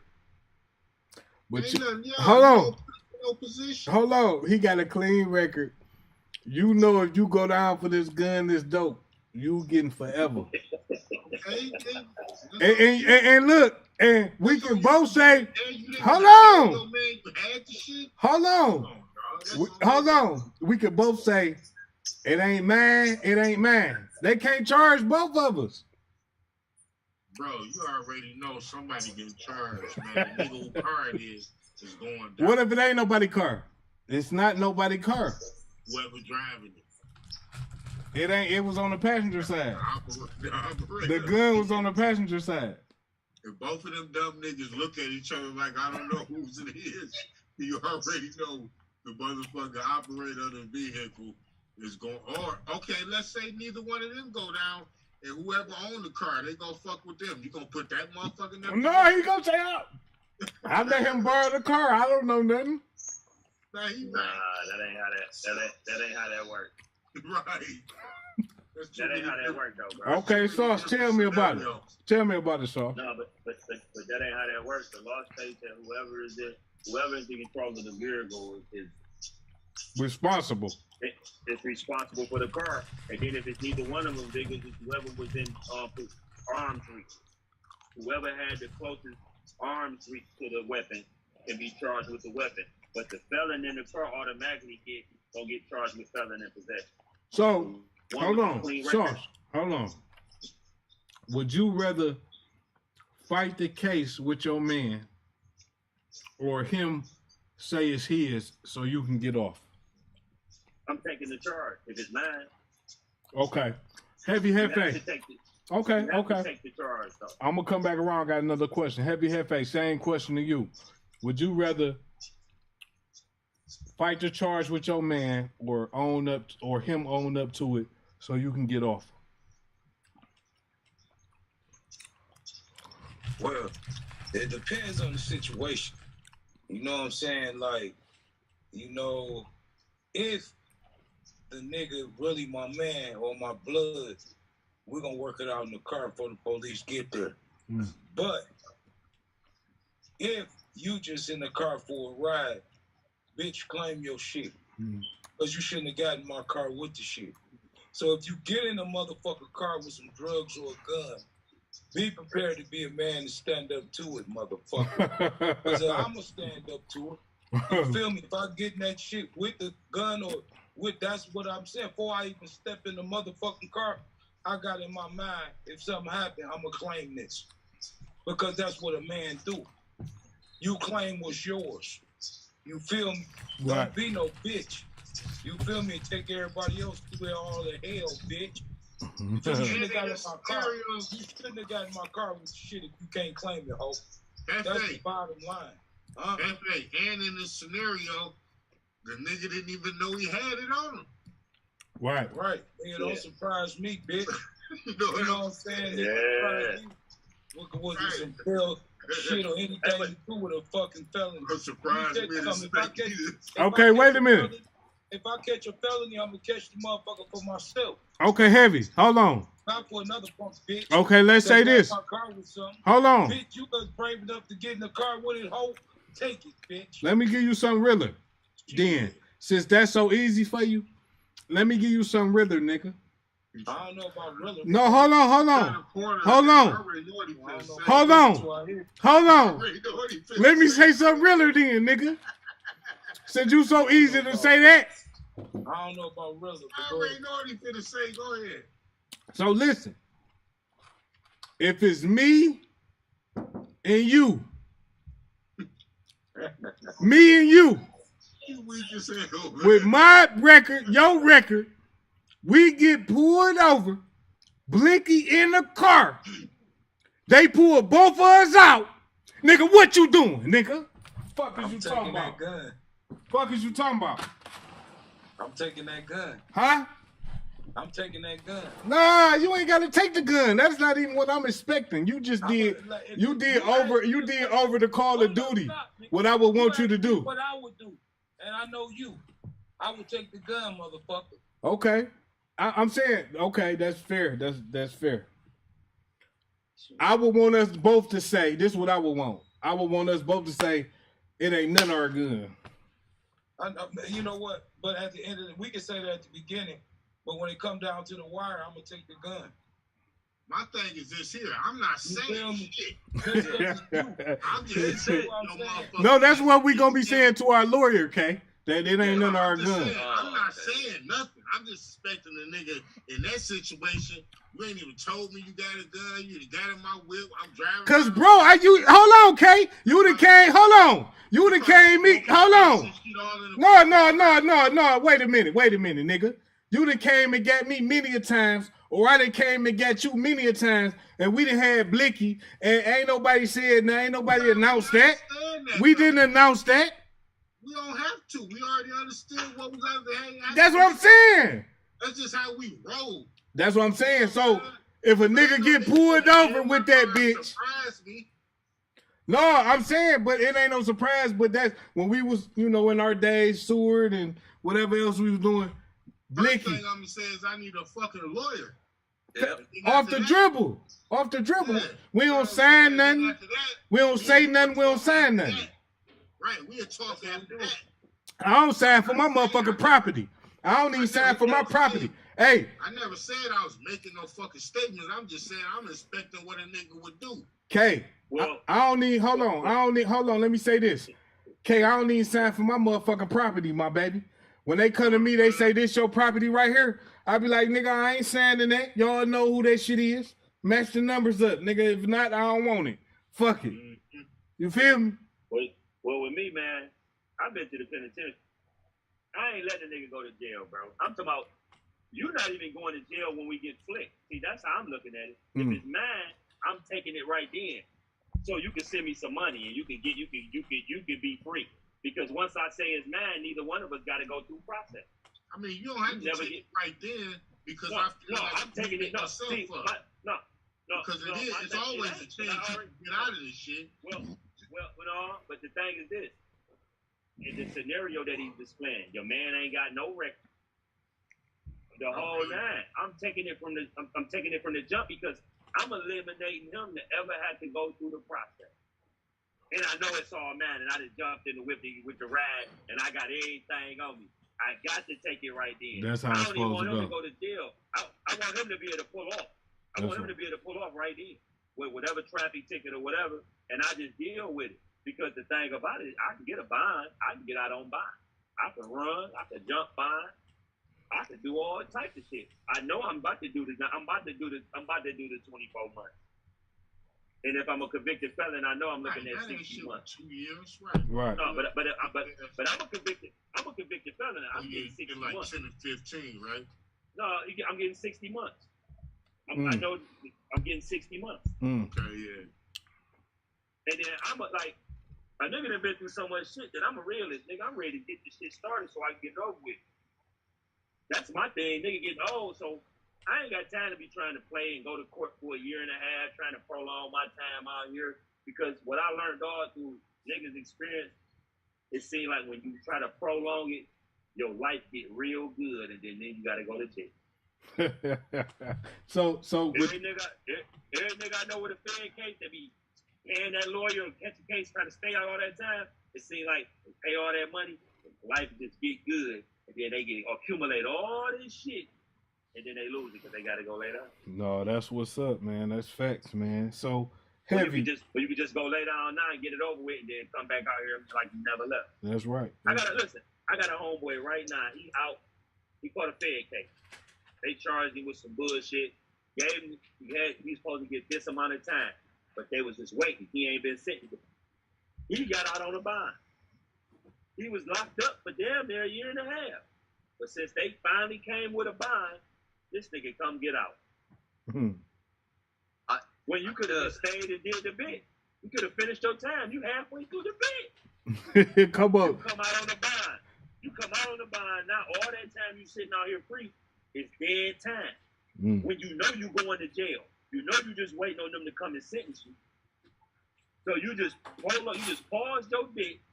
You come out here and do what? Just sit in the house. And I understand don't nobody want to be locked up, but at the end of the day, bro, get the shit over with. Because by the time they come and do what they gonna do, he could be home and then he got to go back. But now he gonna come home and accumulate all this shit to lose.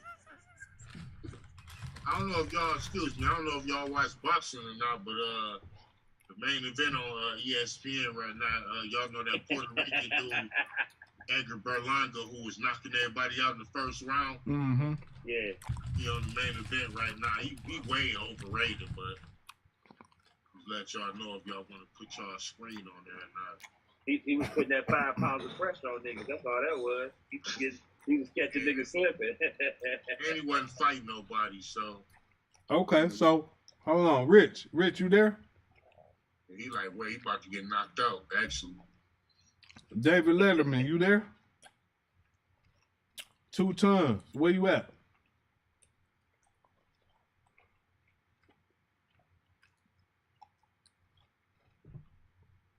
Yo. Okay, so I want to ask you 2 tons. Fight the case or own the charge, man. You get caught, you pick your mans up in your vehicle. He get in, he got a burner. Y'all get stopped. The police find the burner. What do y'all do? Do everybody remain silent, or do the owner take the charge, own the charge? Set the whole thing. Well, I was in a situation like that. I was in a situation like that. And I'm sure you remember that Heavy F. was in the cab. Yeah. I told him to get in. I said, you know what? I said, just take me. Just take me. Let them go. Mm-hmm. You know what I'm saying? I told him, just take me. Let them go. I didn't say it was mine or anything. But I did say, just take me and let them go. Everything good. And they ain't catch nothing that day, though. I know. Because I tucked that shit. No, there was a pistol, too. I hit the cab driver in the foot. Oh, yeah, that's right.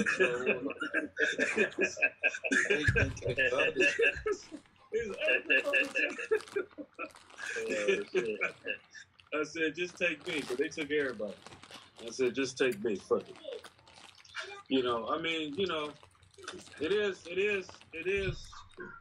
Well, it kind of depends on, okay, let's say I'm getting in the car, and, somebody get in the car with me, or vice versa, or I get in the car with somebody, and I know he got a brick in that bitch, so, you know what I'm saying, and then we get flicked, and then,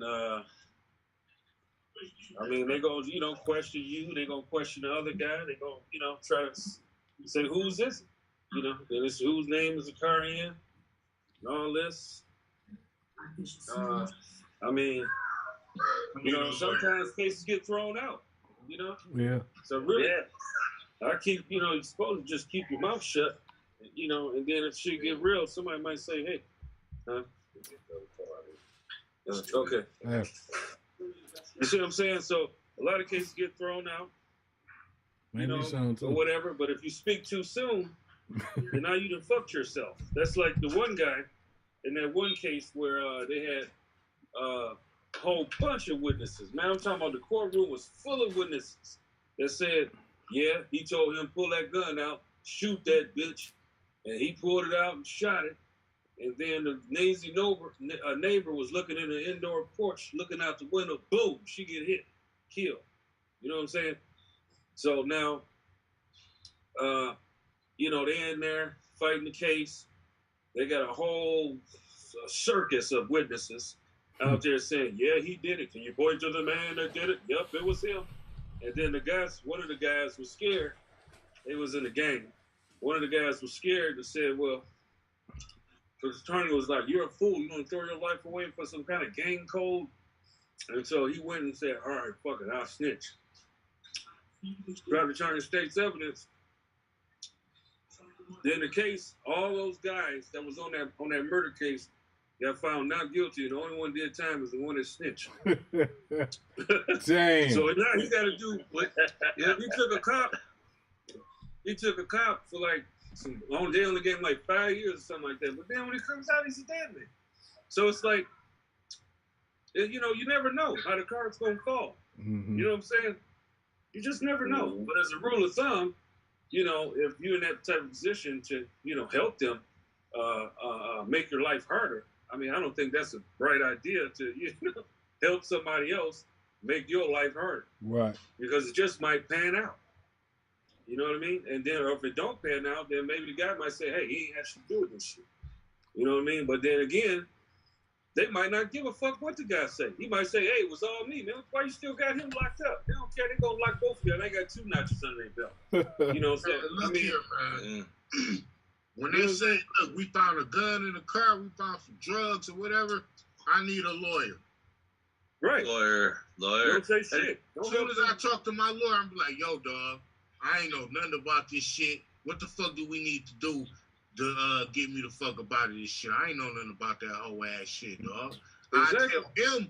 I'll tell my lawyer I didn't know shit about it, but I'm not telling the police no statement at all. I'm not telling them I didn't know about it or I did know about it. I need a lawyer. That is what my statement is. Right. Therefore, you can't ask me no more fucking questions. Did we come from that era? Nobody talk, everybody walk era. Yeah. Nowadays, shit. These motherfuckers try to defend themselves before they even get to court. Right. You got a nigga in the back. Give me a beat. You got a nigga in the back beatboxing and shit. Niggas, I'm talking about running it down. Hey, so Tim, Timo. Yes, sir. What's your thoughts on that, man? What's your thoughts on that? Fight the case or own the charge? Well, first of all, we covered some of this on the podcast on Sunday. The video, whatever it's called. It was like, where do your loyalties lie?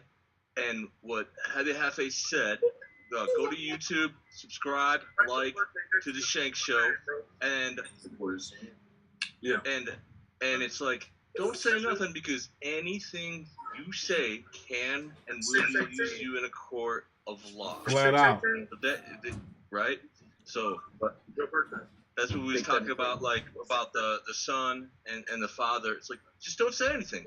They can hold you for 72 hours. Everybody can do that. 72 hours. It's like, well, nobody said anything.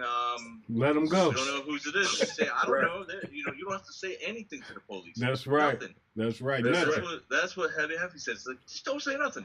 Yep. And then what Son the Seven said, I want a lawyer. And you tell him, it ain't mine or something. That's right. If you want to, you don't have to say anything there. And it's like, maybe somebody left it in here.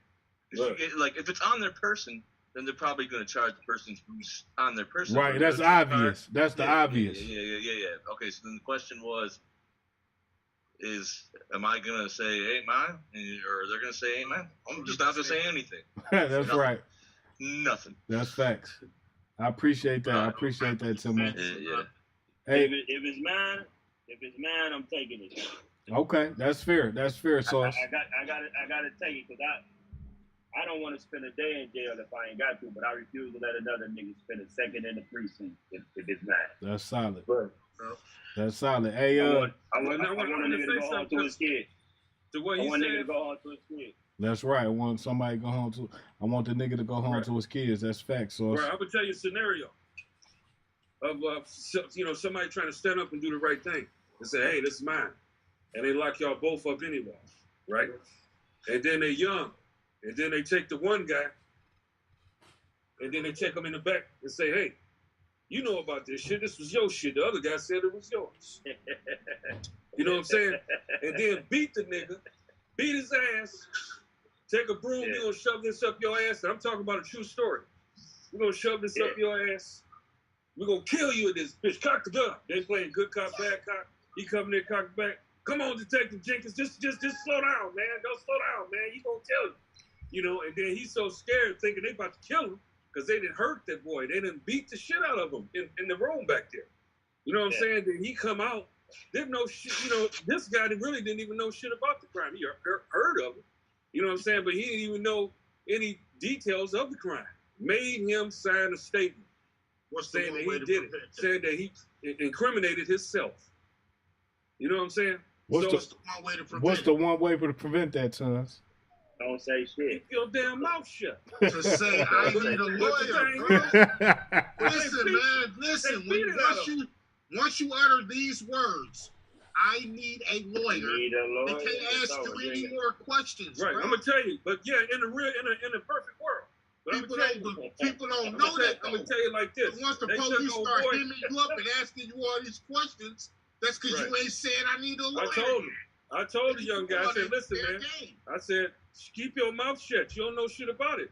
Don't go back in there trying to make up lies. I'm just going to say this. Don't make no motherfucking lie up. They beat this shit. They beat the dog shit out there for. He came back crying. He couldn't hardly breathe. He signed his statement.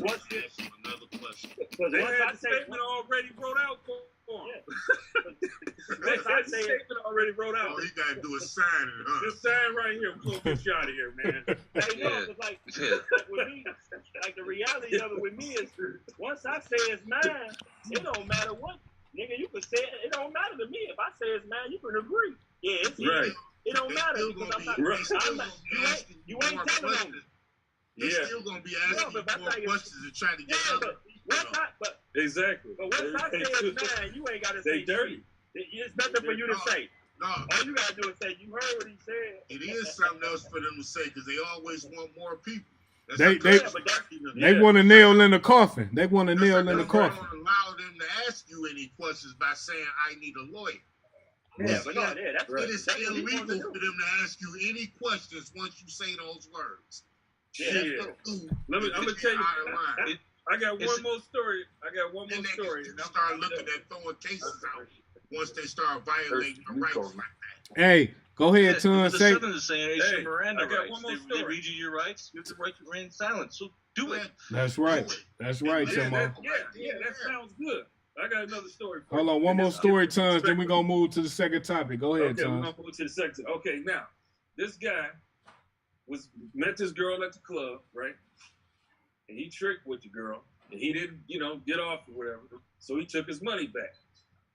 The girl called the police and said he raped her. Mm-hmm. Right? So now he gets locked up. They trying to do the same thing to him. They roughing him up. Get that, you like to rape women? Get that broomstick over here. And the officer trying to hold him back. He's trying to stick the broomstick up his ass. And so they put him in there. He's like, you want a cigarette, man? They give him a cigarette. Now he back there. And they said, man, we know you ain't raped that bitch, man. We know that, man. Just go ahead, man, and sign this statement, man. We're going to get you on out of here, man. Just sign this paperwork, right? So he's like, straight up? He's like, man, I told you I was telling the truth, man.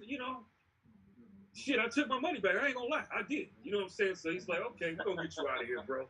Go ahead and sign this paperwork, man, and we're going to go ahead and wrap this on up so you can get on back, man, So he signed the paperwork. Guess what the paperwork said? You ain't going to believe this. Oh, Lord have mercy. The paperwork was, man, it had so much shit on there because they was asking him questions about crimes in the area that he lived. On the statement, it said, I robbed a nigga on such and such street and such street with the technical names for the firearms with a 22.39 millimeter. I took the pussy from a bitch over here on Great Elm Street and such street. I'm talking. It was like that. My God. It was so much on there. It was unreal. I said, how somebody gonna believe that somebody sat up there and said all this? Man, they cracked his head. I said, Lord have mercy. That's crazy.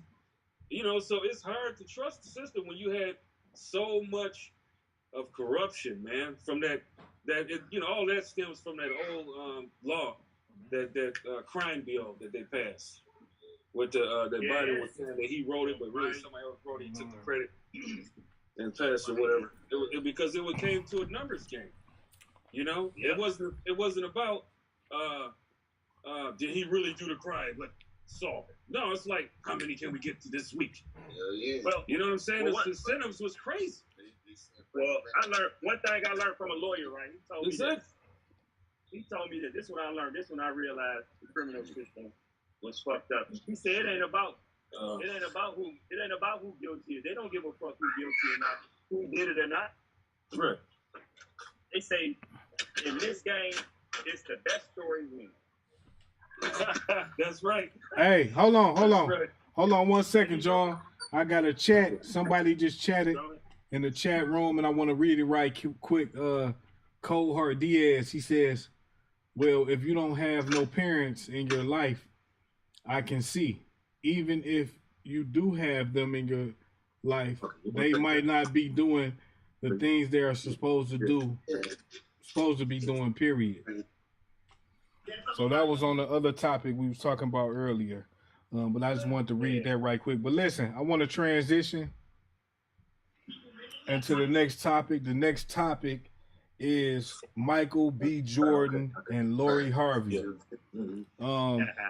Just recently, Lori Harvey, from what we see and what we know and what they given to us, is that Lori Harvey broke up with Michael B. Jordan, which Michael B. Jordan is a prominent actor.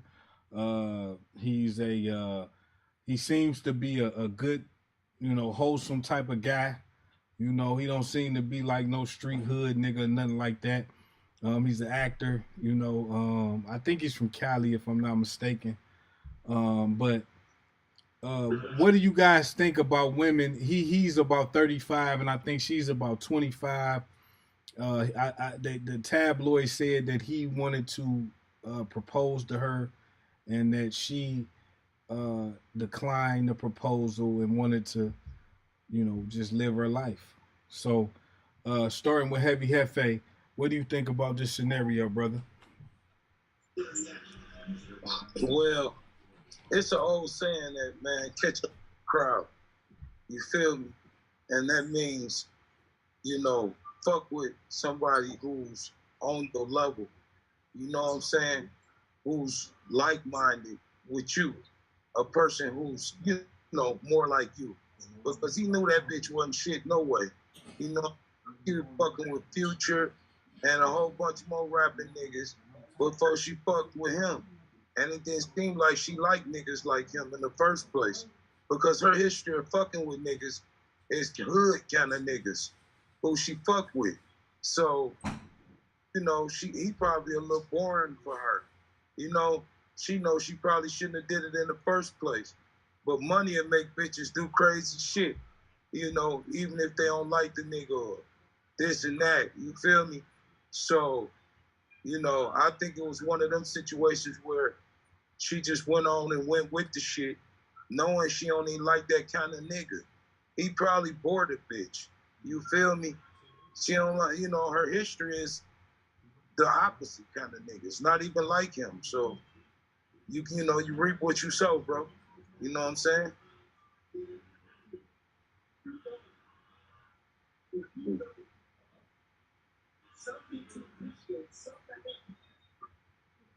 Yep. I hear you. Yeah. And, you feel me? And successful actor. He could just move on. Like, you know, right. how many DMs he get on all the social media channels? Just be like, well, okay, you know what I mean? I'll just find another one. On to the next one. As far as him, if she wants to go on, yeah. What I think he did was he wasn't being realistic when he got in that relationship. It's a 10-year age gap. But people, you know, men. You gotta look at it like this. Bro, 20-year age. Well, no, you gotta look at it like this. No, you gotta remember this.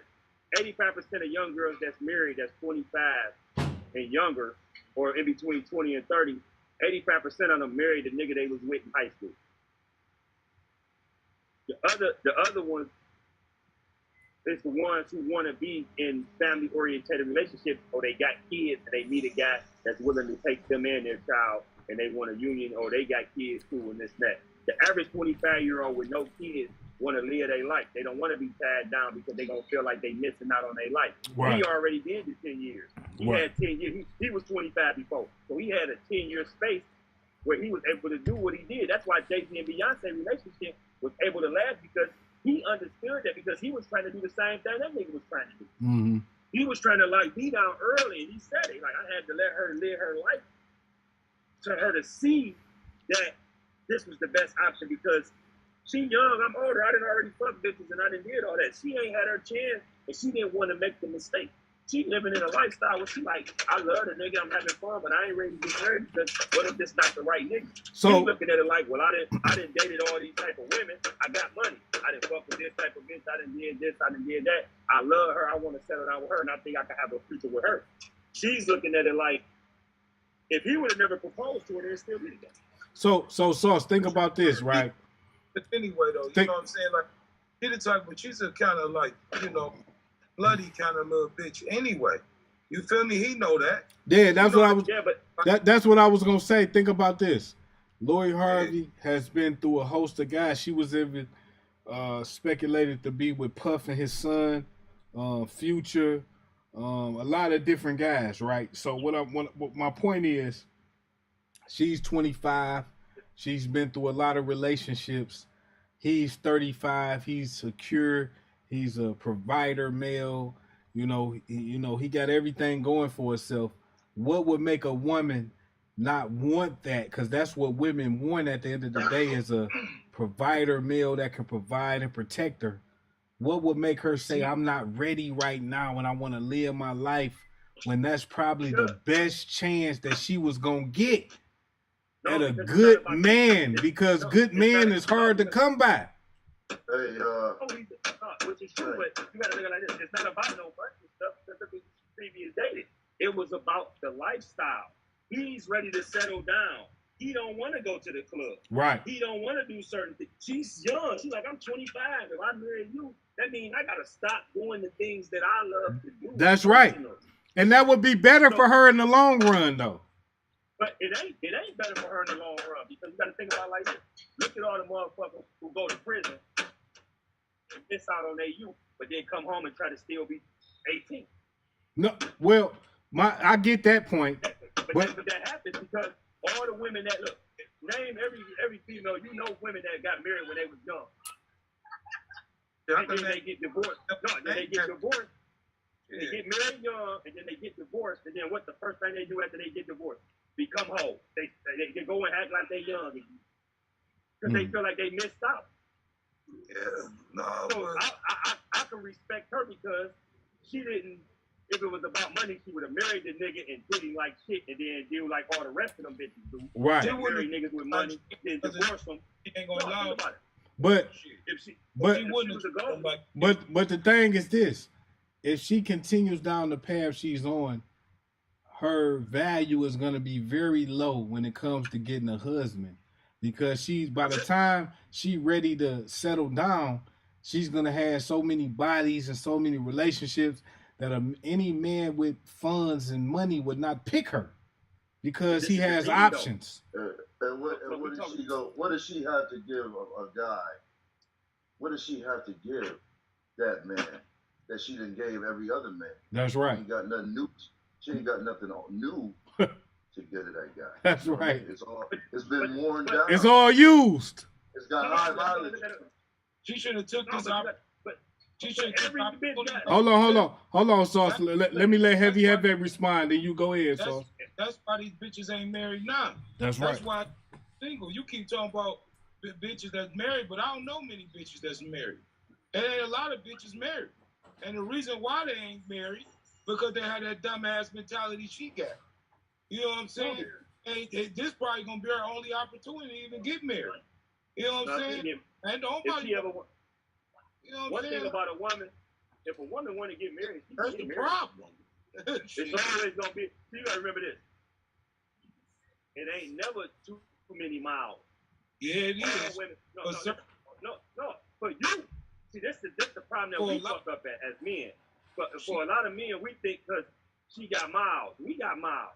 Every woman got miles. You just don't look. Every woman got every female got miles. They just get their miles rolled back, so you don't know that they got miles on because you don't know the miles on the niggas that drove the car. Some bitches is exposed who drove the car. Some bitches don't expose who drove the car. Got way more miles than others. That's a fact. No, but that's what I'm saying. Only reason we know is because she is Lori Harvey, Steve Harvey. So she has a name of, so we know who her relationship. You know her relationship. But what about all the other bitches that's famous that done dated more niggas than them? It's just that we don't know their relationship. Some people keep their shit private. Some people more public. So I don't go off that. Oh, because he dated this or dated that. Because I know a lot of niggas that dated a lot of bitches. They ain't never get no pussy. And she's got that Steve Harvey money. She's got the Steve Harvey money. He's 65 years old, so she don't need Michael B. Jordan money. Like, no, what I'm saying is, at all. You would be surprised. Yeah.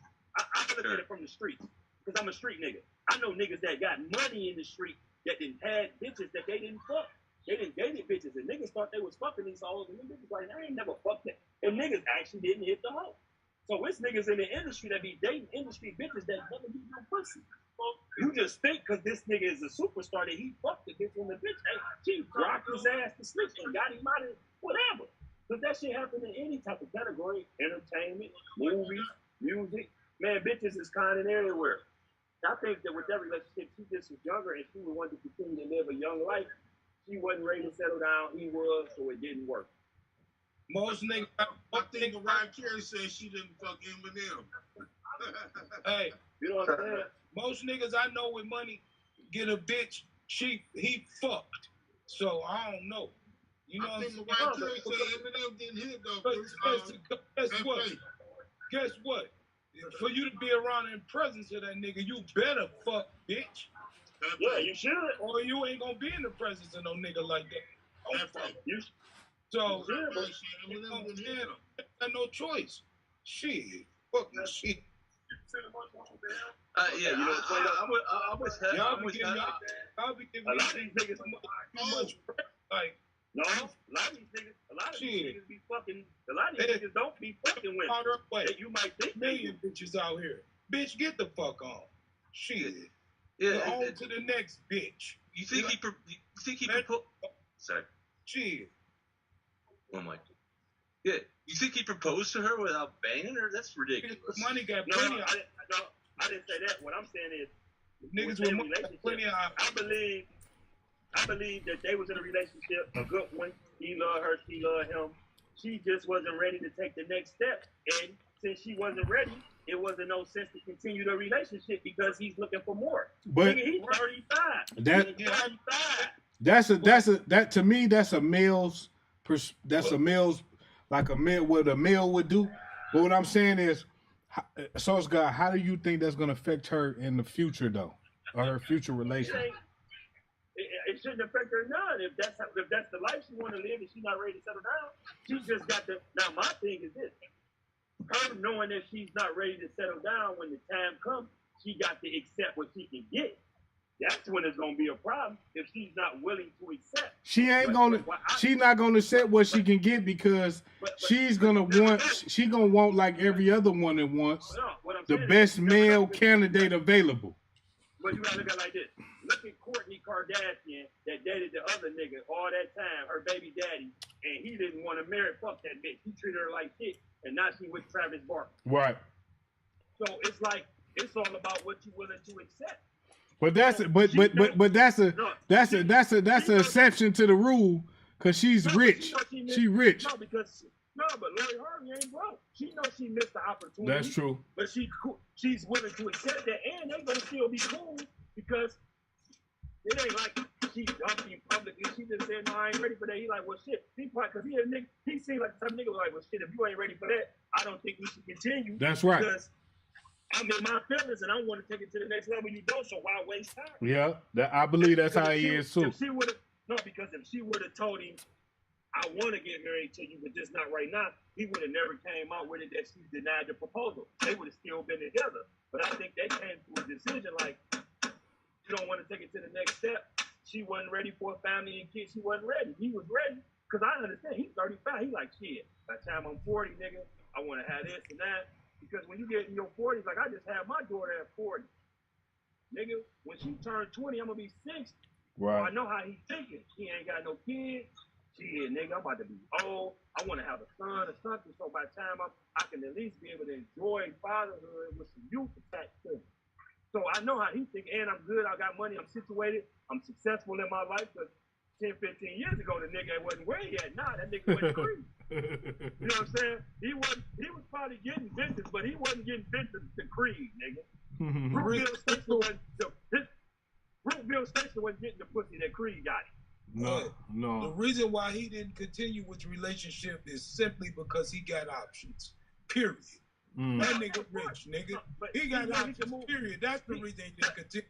There wasn't nothing sentimental about it, but the motherfucker got options. Bitch, you ain't ready, another bitch will be. But that's why she didn't tap out. That's why she didn't tap out. But you gotta think, that's why she didn't tap out. Because she got options. While they together, don't nobody care about. He don't care about her options. Who gives a fuck? Cause she got options. Hey, look, if she don't care about. You think that man give a fuck? Well, that's the difference between. See, we talking about a man and a woman, bro. It's two different levels to that shit. Oh, but she don't give a fuck, nigga. But she rich. She rich though. She rich. That's an exception to the rule. She rich. Now, if she was a regular bitch, that would be different. Well, you got to think it like this. When she was 10 years old, that nigga wasn't rich. Right. She rich now, though. But she been around. Yeah, that's the point. Nigga rich now. But it's like us. It's like when you grow up around money. That shit don't impress. One thing about these straight niggas, we not impressed. Jay-Z could be in the bar right next to you. You get money, you would say, fuck that nigga. Give me a bottle of Ace.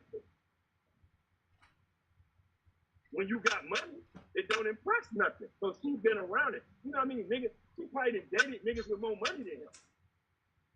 So she like, I love you, I'm cool with it, but at the end of the day, I'm not ready to take that next step. He probably like, well, shit, if you're not ready, I don't think we need to continue. Okay, so they part ways peacefully. That's why he ain't gonna never bash him or say nothing else, and they move on. He gonna find a better bitch than that. Man, it's nothing for him. You know what I'm saying? He the catch, not her. He gonna find a bitch so bad. He the motherfucking catch. Hey, but no, he gonna find a bitch so bad. What the fuck?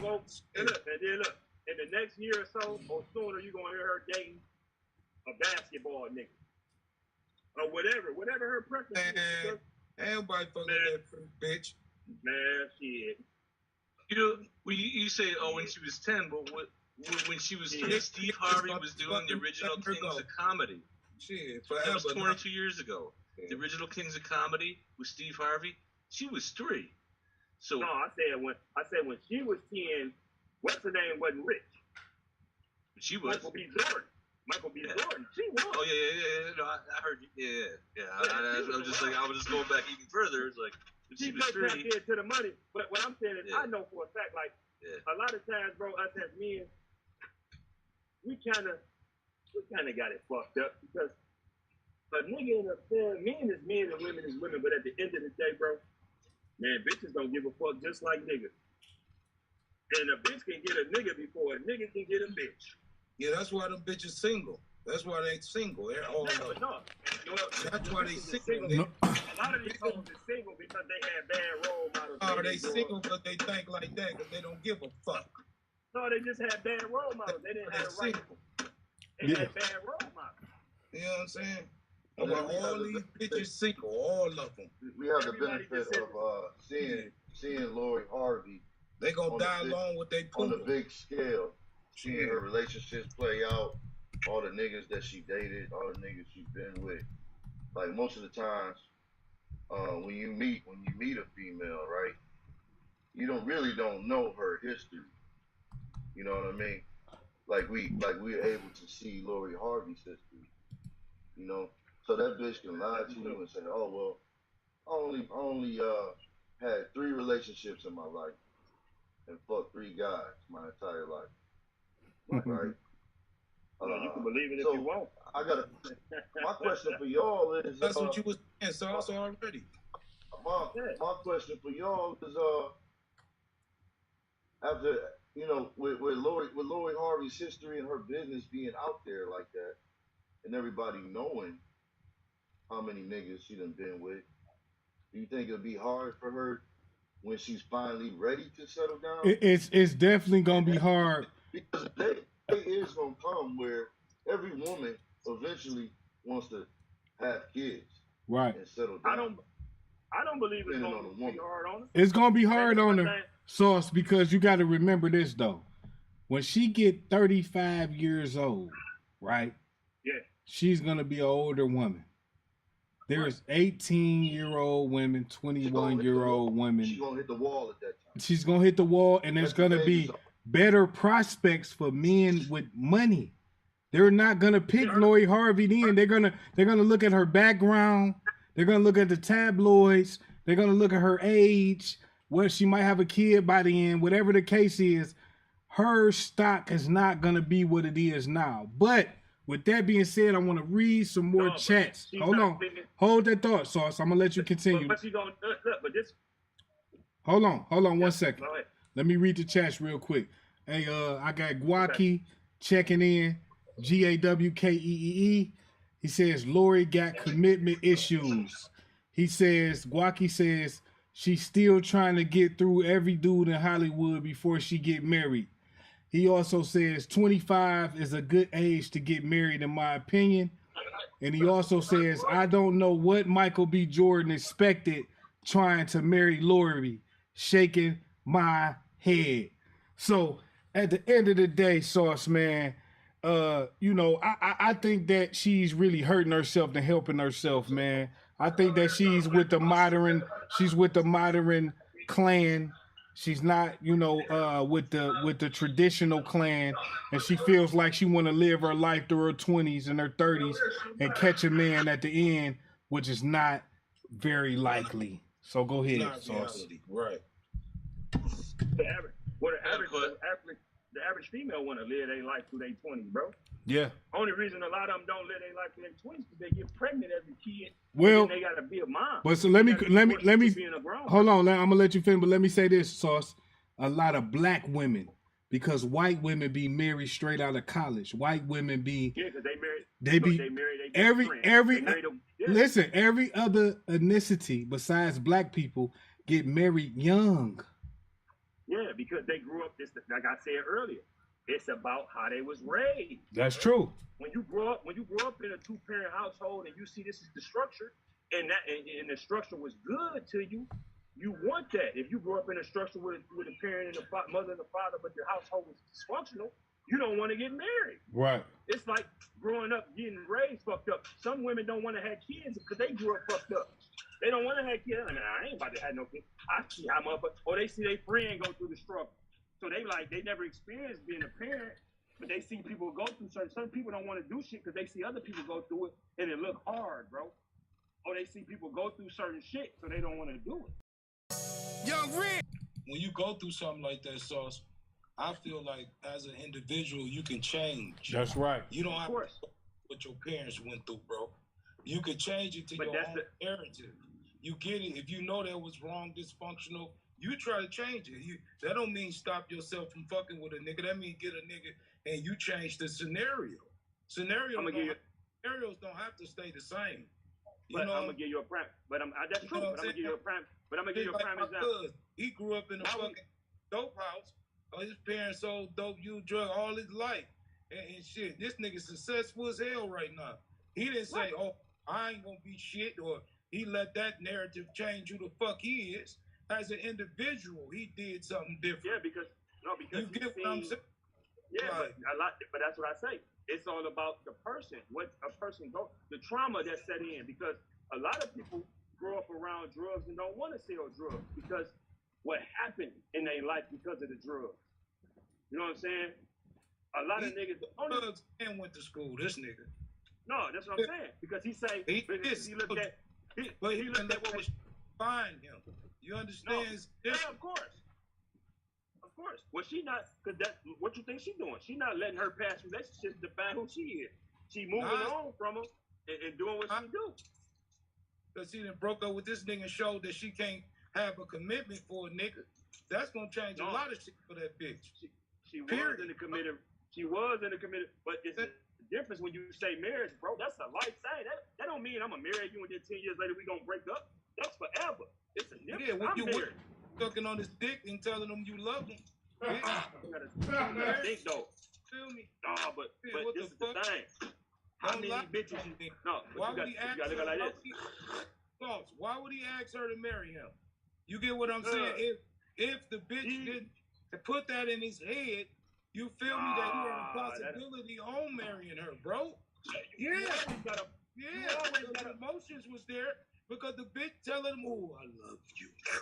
I love you." She do. You feel me? Bitch, you loved him.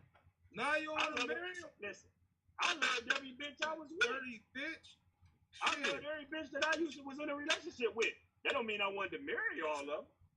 I'm saying, nigga, a nigga, you know what I'm saying? Niggas get like, you know how niggas get hints, Sauce. Like, you get it, like through a relationship, a nigga start to feel a certain way about it. Bitch. Because a bitch make you feel a certain way about her, bro. Because through her actions, through her through her actions, man, he'll feel like he can spend the rest of his life with her. Yeah, you probably did when it come down to it. No, I can't marry you. I don't want to get married. Come on, man, like because with marriage comes responsibility. But with marriage comes great responsibility, bro. And I really for a bitch to get married with you in a relationship. That's the object.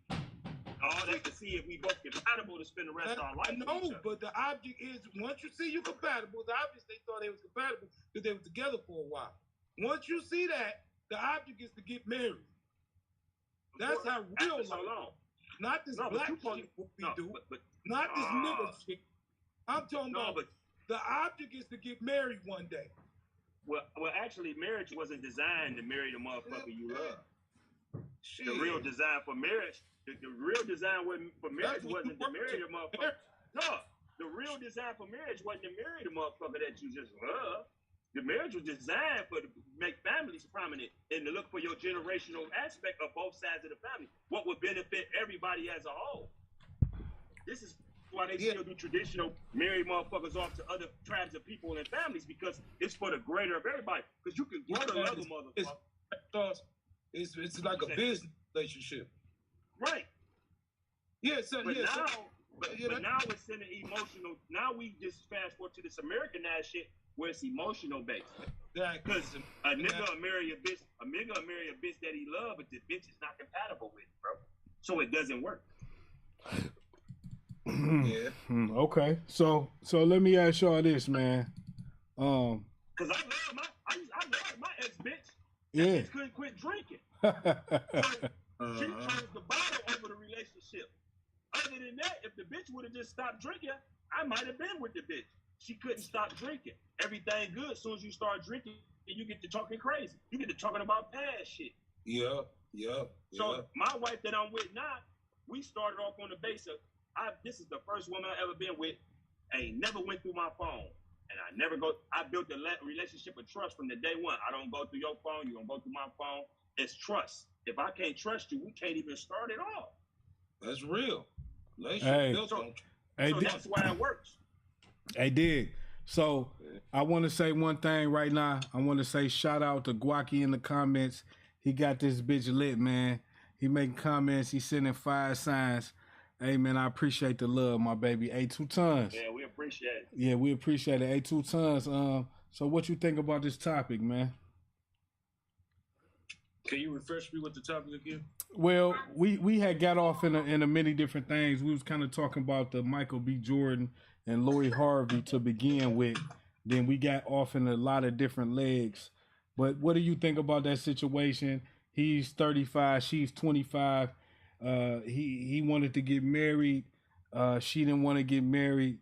And that's kind of the state we in right now. What do you think about that? Traditional versus modern is how I would put it. So you said that he wants to marry her and she doesn't want to get married? Correct. She's Steve, but put a little context on it. Michael B. Jordan is a famous actor, played in Apollo. He was Apollo's son. He's a very successful guy. Yeah, that's Michael B. Jordan, Fruitville Station, and all that shit, right? Lori Harvey is Steve Harvey's stepdaughter. I don't think that's his blood daughter, but no, that's his stepdaughter. That's his stepdaughter, but that's his daughter. So, what do you think about that, Tons? Well, I mean, maybe she's not ready to get married. Yeah. You know, maybe she's not ready to get married, and and then you gotta look at how long has they known each other. You know, is she just Well, let me add this too, Tons. Sorry to interrupt you. Let me add this too. No.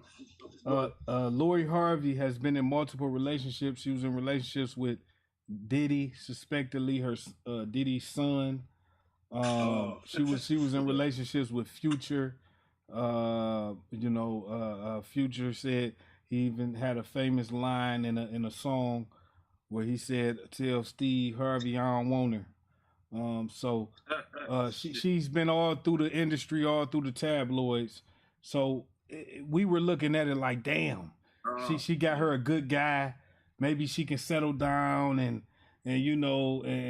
just be a good girl. But she like, fuck y'all, nigga. I'm a buck, nigga. I'm gonna do my thing. I'm gonna be who I want to be. And so I just wanted to give you that backdrop on it. What you think about that? Well, basically, that's who she is, in her life right now. And she's definitely not ready for commitment. She wanna party. She wanna, go, get into them circles of the elite people, and that's what's up. I'm saying she ain't ready for that. You know what I mean? And he should know that she, But some people think that, okay, yeah, I can get this girl, then I can work on her and change her, and she'll see that, this and that or whatever. But people are going to be who they are in that time in their life. Right. And there's nothing you can do about it. You know what I mean? So you have to accept it that she's not ready for this. Maybe she don't ever want to be married. You know what I mean? So these are some things that, should be looked at in the beginning of the relationship. That's why it's always good to get to know the person before you even think about. He's been with her for a while. Young Rich. He's been with her a minute now. Shit. Couple years. Yeah. A couple years. How long they lived together? They've probably been living together the whole time. You know what I'm saying? Because if it was me, I'd be a pervert. And she'd be living with me from the first day. I'm a pervert. Oh man, you ain't going nowhere. Okay, the thing is, in this situation, you could be stereotypical and say, okay, well, she's a jump around, she gets in these different circles or whatever. And she just probably don't want a commitment like that. Right. You know what I mean? And her history states that. You got to factor in what is her dreams and aspirations. Right. Because marriage, you have to give up a lot. She might feel like if she get married, she's not going to be able to pursue her dreams because she's going to have to be a housewife. She might have to have kids, and that's going to, you know what I'm saying? Slow her down. There's a lot that you have to, absolutely. It's a compromise, bro. Yeah, no. What the party doing? So I was like, what's she into? Absolutely. No, that's fact. Don't nobody even, that's the thing, like, we don't know. So everybody's judging her. Right. Everybody's judging her based on her having different relationships, but don't nobody know what her dreams and aspirations. The bitch can have a degree and be into all type of shit, but we don't know. Right. She ain't got no dreams. we don't know. That's the thing. No, we would know if she had some. She famous. It ain't shit but to blog it or talk about it. How is she famous? She's famous because she's somebody's daughter. I know she's not that, famous because she didn't still do some shit. So a blog or anybody would love to write what that bitch want to do. She want to party. She want to party and get fucked. That's what I think. Now, hold on. Hold on.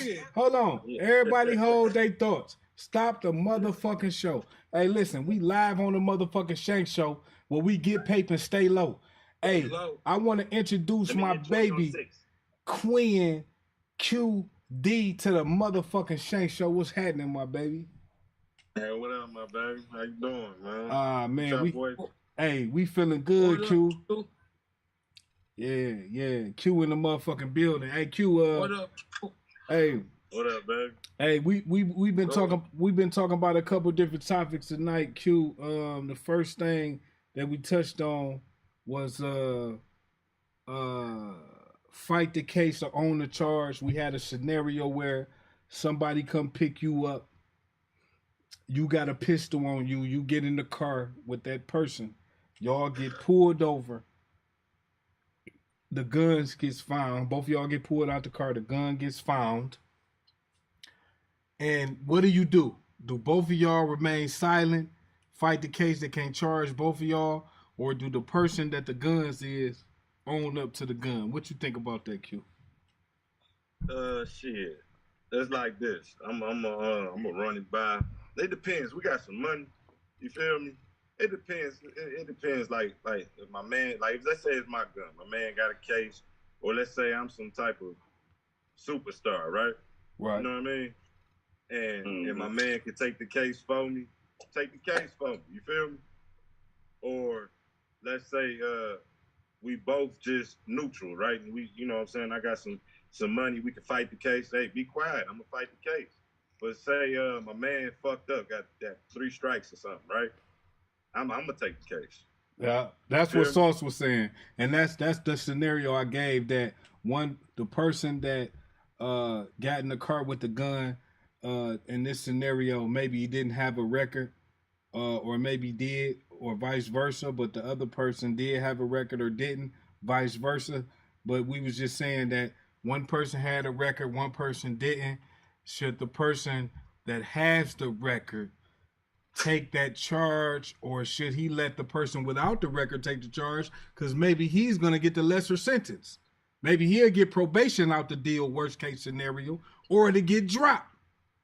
So in that scenario, what do you do? Do you say, hey, fuck it, let's fight the case? Now, mind you, if you fight the case, Both of y'all gonna need attorney fees, court fees. There's gonna be shit that goes into that.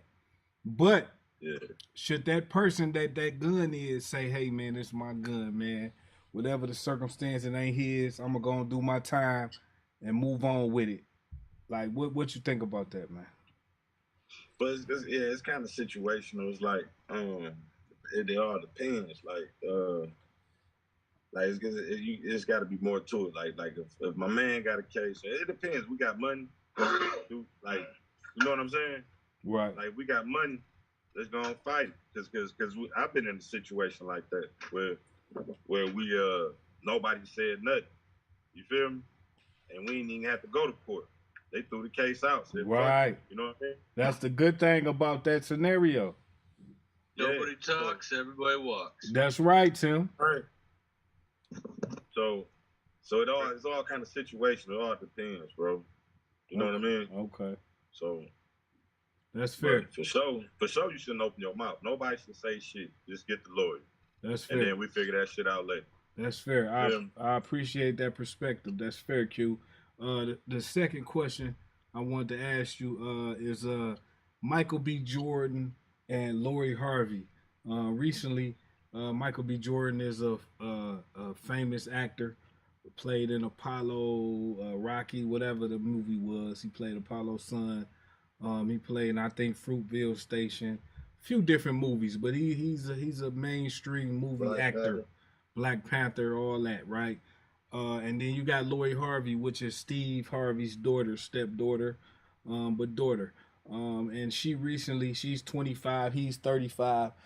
And the tabloids came out, and recently they said that Michael B. Jordan wanted to marry Lori Harvey, and Lori Harvey declined.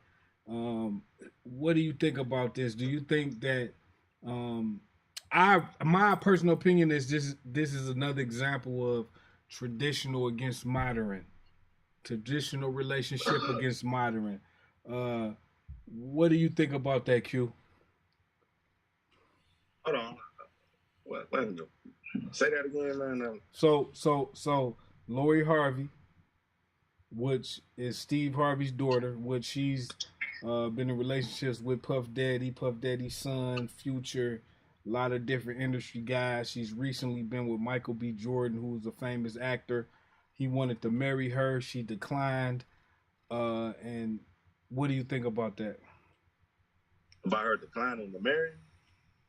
Right. I mean, everybody got, their preference, I guess. I mean, well, she can do it. Well, let me say this. Do you think that her declining that marriage proposal, do you think that she has, I believe that she doesn't have a limited options when it comes to finding a husband. And I believe that the more that she goes through the cycle of men, the more men she has, the more relationships she has, it's going to be harder to pair bond with a man. And eventually her time is going to be up and her options are going to run out. So do you think that it was a good decision for her to decline this good, successful black man and to keep on fishing? I mean, it depends, man. It's like, she got money, right? For sure. So, yeah. Ben had money. So, a chick with money, she can get in, she can go get what she want. You feel me? Okay. Maybe she don't want to be submissive. She want to be the alpha. You know what I mean? She want to run shit. So in that situation, she ain't running shit. You know what I mean? My man got money. You feel me? So that probably be dissolved quick. That little relationship. Right. So she probably like, shit, I want to go get me a bodybuilder or something. Or a young nigga. Mm-hmm. So hey, shit. If you got money, if she was broke, hell yeah, you was a dumbass. But if she got money, you can make them decisions. You can be like, I'm straight. You know what I'm saying? So your perspective is that a woman with resources and money can make decisions about relationships because of their status and their position. Yep. Okay, that's fair. That's a fair point, Q. I want to move to Ken. Ken, K, what you think about the Michael B. Jordan, Lori Harvey situation? You got to yeah, there you go. Man, I really ain't got no whole much shit to say about that shit, bro. It's just, I really ain't got a whole lot to say about that, man. You know, to each their own, bro. You know, like I said before when we was talking about marriage a couple weeks ago, you supposed to already have some idea what the chick gonna say before you even fucking ask. You see what I'm saying? So it's ways to fucking talk about marriage without asking a girl to fucking marry you, bro. You know what I'm saying? Yeah, You're supposed to bring that shit up in casual conversations and shit. You supposed to already know damn near what she. There's no fucking way you supposed to be that fucking full of yourself and confident that you can ask this chick if she gonna marry you and you don't have no fucking idea what she gonna say. Yeah, like have they ever had a conversation about marriage? Right. That's what I'm saying. Do you want to get married? Do you want to have kids? Hey, Chop. Exactly. That's what I'm saying. You're supposed to like make that shit casually come up without letting her know you trying to find out. So he had to have something indicated. Right, 3. You know what I'm saying? Right. No, I think that nigga just thought he was suave and debonair and thought she was just gonna say yeah. Wait. Oh, Heavy. Hold on, K. Heavy to Heavy's point, right, K. If that man, that $1 million man, proposed to that woman, from what we seen, they was dating hard. They was seen everywhere together. They was smooching everywhere together. We thought that, they was together. So I'm pretty sure that he figured that he had a good chance of her saying yes. I believe that he thought that, That's what I'm saying. or he wouldn't have did it. So you're supposed to know. But that's what I'm saying. So he knew, but he didn't know. See, this what I think a lot of men we fail to realize is that when we deal with women, there's different stages of relationships. There's a getting to know each other. There's a lust factor. There's a love factor. There's a can I be with this person for life factor, right? Whatever we are in at the time determines on where we go with it. So if we just in one part, they can be in the other. Right. So if we in the lust factor, if we not paying attention, we don't know where they at. I'm saying it should have been in the family factor. It should have been in the lust factor. Right. So what I'm saying is, it comes a time to where I think they've been dating long enough for him to ask that. I believe, my opinion. Right, but I think he had an inkling, inclination that she possibly would say no. You have to. Yeah. Like Ian said. Yeah. I mean, you got to know. Like, and you know what I'm saying? You get to that point, and he just rolled the dice and said, fuck it, let me see. He rolled the dice on that boy. That's what I believe, bro. Right. And what's crazy is, he might not even propose. He might have asked her. Right. She might have said no, and he was like, well, that's a deal breaker. And then the tabloid spent it like he proposed. He probably just asked her. Right. What if he did it at a restaurant or something? Or somewhere. Hey, Shank, who allegedly broke the story that she refused? Well, did he come from a place of hurt? If it was from his camp or from him, because he was probably like coming from a place of hurt, allegedly. Right. And so if it was him said, oh, she refused, you not think a famous actor like that in his DMs, everything on social media was like, well, I'll take that ring. Yeah. Like, right? No, I know. Right? I know, Tim. That's a good point because I don't think he's losing in this situation, and that's my whole point. I think that she's losing. Publicity for her. Yeah. Go ahead, Rich. Go ahead, Rich. I consume a lot of content, and I heard about I've been hearing about the story, and Lori Harvey is taking an L for this. According to a lot of people in their opinion, she's got a lot of bad press over this. And I don't know if you guys heard, but Michael B. Jordan is now dating a white woman. He been dating white women before Lori. He was dating white women before Lori. But how is she taking an L? And now he's taking bad press for But after what he's been through with Lori Harvey and decided to go, you know, to the other race, now he's taking the bad press. So I don't see how he taking the bad press shit, because guess what? Shit, I guess Because he said, because there's a lot of angry, black women who gonna be submissive. No. Who may say the right thing when the right thing is presented to her. It's a lot of angry black women out there that feel like, oh, he's a sellout. He ain't no sellout. He is smart out. That's what they say. He's smart out. That's what they saying now. Shit, he like, fuck that. Let me go back to white women that's most submissive. Will. Just like LeBron James' son took a whole lot of heat because he took a white woman to the prom. Oh. Right. Oh. White girl. That's deep. That's deep. He also went to an all-white school, though. Yeah, right. With all white women around. With all white women around. That's all he had. Right. You talking about Brownie? But look at who's getting upset by it, though. Right. Look at who's getting upset by a 17-year-old going to a prom. Yeah. Listen, I believe a man can date any kind of woman he want to date. Especially a black man. Especially a black man. I'm talking about you got a right to date any fucking woman you want to date. Right. As a man, period. Who the fuck you pick. Period. You feel? And that's your fucking right. There's a double standard. There's a double standard because fuck anybody's opinion. Serena Williams. Shit. Don't nobody say nothing about Serena Williams going and marrying a white man. There's a double standard. Right. She's untouchable. But there's a whole. Every time you see a black man go outside the race, oh, he's this, he's that. You know, after what all we got to deal with is black men. You know, Michael B. Jordan. If you want to, yeah, but I don't think Lil Harvey was taking the L. I mean, you know, if she, you know, we don't, like my man was saying, what about her dreams and aspirations or things, business ideas she's trying to do?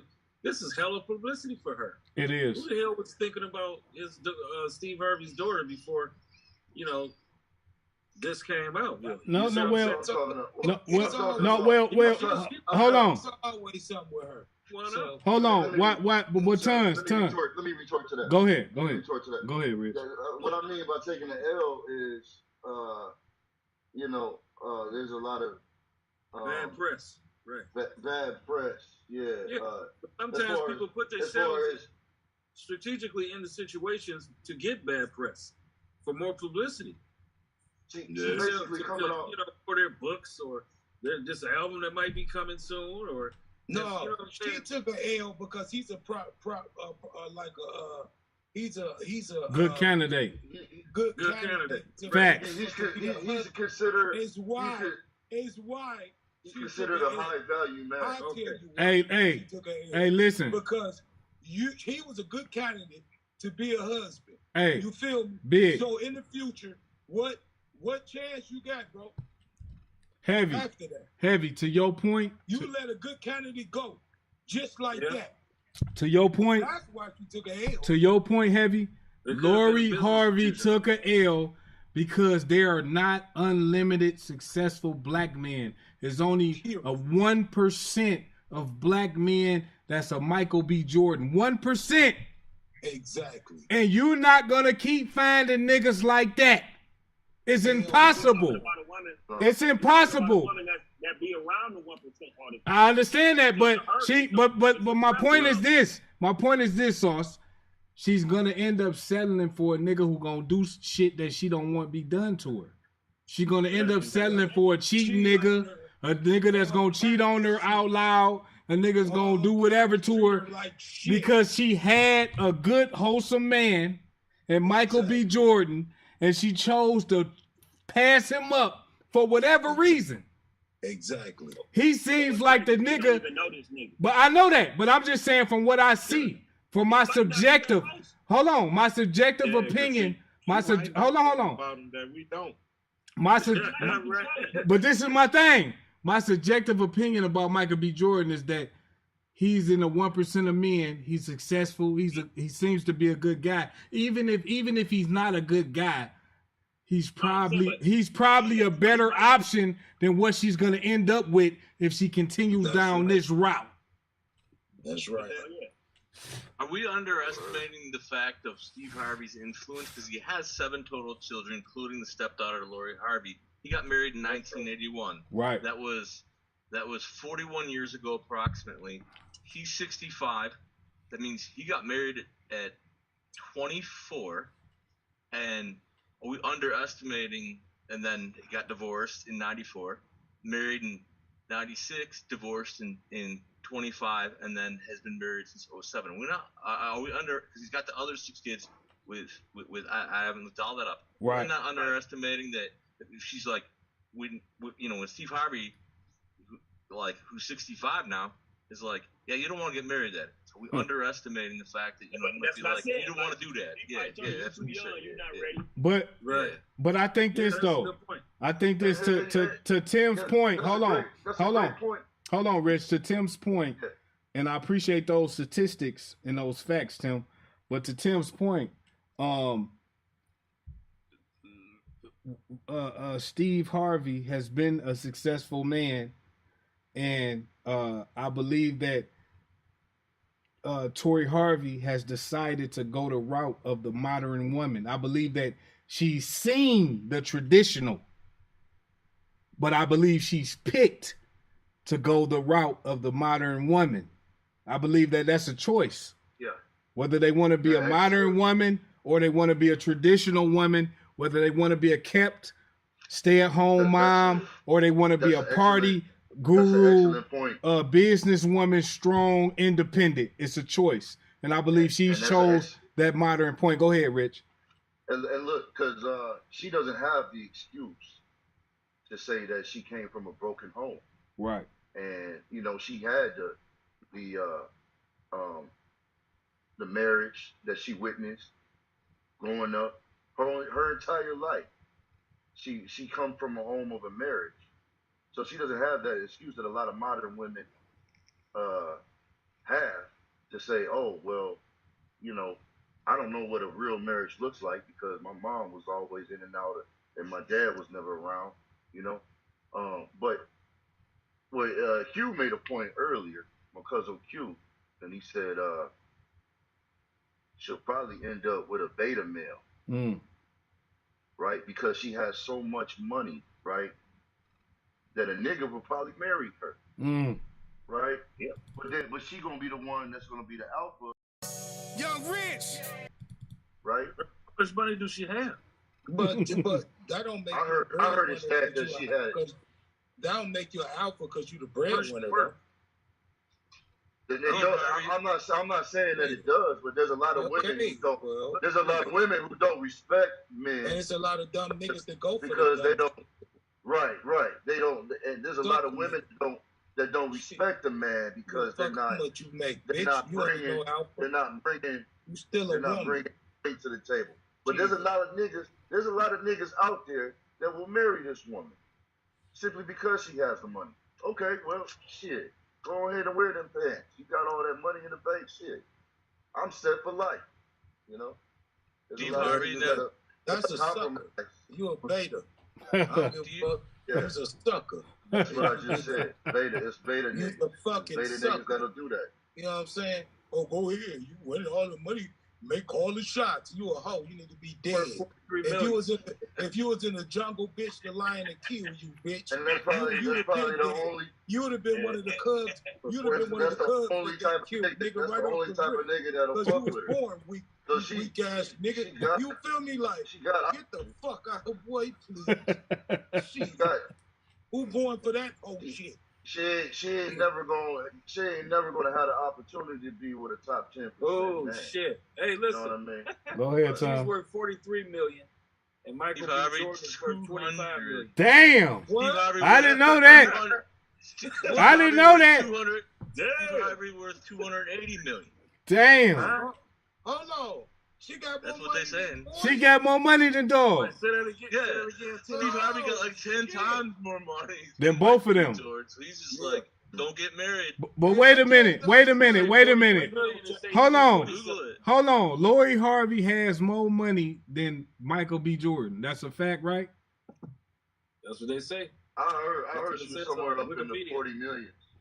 43 million. Well, I'm gonna tell you like this. She can call her shot. She got more money, but I'm gonna tell you like this. Oprah ain't got a nigga. She steady fucking Stedman on the stage. Stedman, what name Stedman? He live in the guest house. She ain't forget who she fucking. Who? She fuck Gail. Oh, she fucking Gail. I forgot. Yeah, that's her. Allegedly. We don't want her to shut us down. Hold on, bro. Hold on. We don't want Oprah to shut us down. She'll pull a call in. She'll fuck us up. Allegedly. Talk show host, as a journalist. Allegedly. You hear Heavy? Fuck you, Oprah, you fat bitch. As a journalist, as a talk show host, as all that shit, you ain't shit, bitch. Allegedly, she fucking Gail, right? Allegedly. So this is my point. That bitch a bull dyke. Hold on, she fucking Gail. She got Stedman on the side. She's a $1 billion woman. Tell me the example that we can show to our women to keep us like we was in the Jim Crow era, where the women was with the men no matter what. The women was with the men. They had babies all across town. They didn't give a fuck about nothing. As long as the man came home, provided, took care of his family, took care of the household, the woman didn't leave. The woman was a crutch. The woman was a support. The woman was a major factor in the household running smoothly. Michelle Obama. Nowadays, women is not taking nothing off a nigga. No cheating. No abuse. No nothing. Go ahead, Q. Add. Go ahead. I mean, times have changed, bro. You gotta adapt with the times, bro. Like alpha is based. But people didn't change, Q. Times changed, but people remain the same, my baby. But what I'm saying is alpha is based off status, and everybody want power. That's the number one. Hold on, Q. You in the Matrix. You in the Matrix, my baby. Hold on. You there, Q? Well, I can't hear you, Q. Go ahead, Sauce. One thing that I learned in life, and this is one thing that a lot of women know, older women that know reality. The number one thing a woman wants in a relationship is security, bro. Yeah. Before a woman marry you, that's the number most important thing. Feeling safe, secure, knowing that if something happened, that you got us. That's facts. That's one of the biggest things to cement a marriage when a woman knows she's safe and secure. You got her no matter what. If all things go to hell, you the one that's gonna pick up the pieces. So that's and a good. The man wants the nurturing part. Like I need the motherfucker that when it's hard, she gonna always ride. The man always be there to call, pick me up. The man want the man want the cooperation. The man want He wants to feel. He needs to help me. He need He needs to help me. He need the cooperation. He need the femininity, which and the a lot of the security. Right. The woman want the security and provision. Security and the provision, but a bitch that worth 50 million and you worth 25. In the security aspect. You don't secure shit. No, but this the thing. I don't secure shit, but I'm still a man, and I'm still worth 20 million, baby girl. So I still wear the pants, even though with my 20 million and you make 50. Hold on, wait a minute. Even though you make 50 and I make 20, I'm still a man in this motherfucking house. Hell yeah. No, but he might be the romantic male type. He might not be the authority, assertive type. That's what he might be lacking to make her feel like she's not like, okay, I know he love me, but he's a little too, he's not aggressive enough for me to commit, knowing, some niggas is too loving. But shouldn't you think some niggas don't have a 50-50 split. Mm-hmm. If that's the case though, cool. I'm saying if that's some women cool with the 60-40 nigga. Right. Some women want that 50-50. Want that 50-50, but that nigga that's a sensitive nigga, but he an animal. If that's the case though, Sauce, shouldn't a woman up front not waste a man's time if he not that type of guy. But you don't know. Niggas play roles. You got niggas that play like they cut to their girl, and then the girl be with him a while. But this nigga really soft as fuck. Because she's never been in a threatening situation where he showed his true colors of being a whole ass.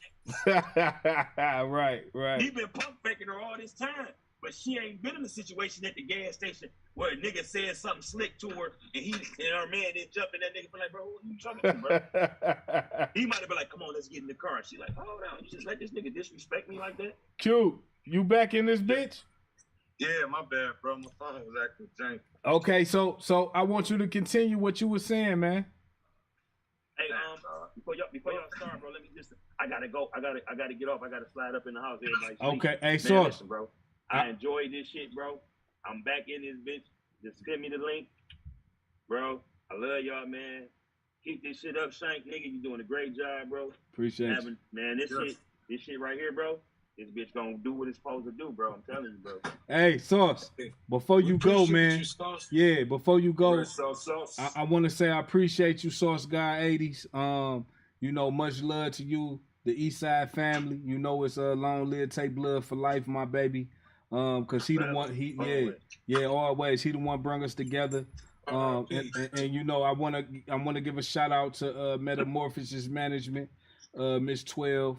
You know, Alicia Baumgardner. She doing her thing. She's, I don't know what class she's in, but she's a hell of a fighter. Also, who's the other fighter that she managing? Sauce. Tony. Yeah, super bad. Tony Harrison.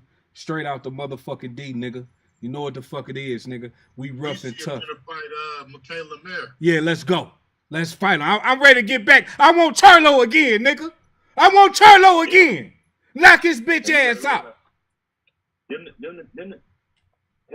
Alicia and Tony, man, they the best, bro. Hey, they the best, though, bro. Tell Tony when you see him, Sauce. You gonna see him before I do.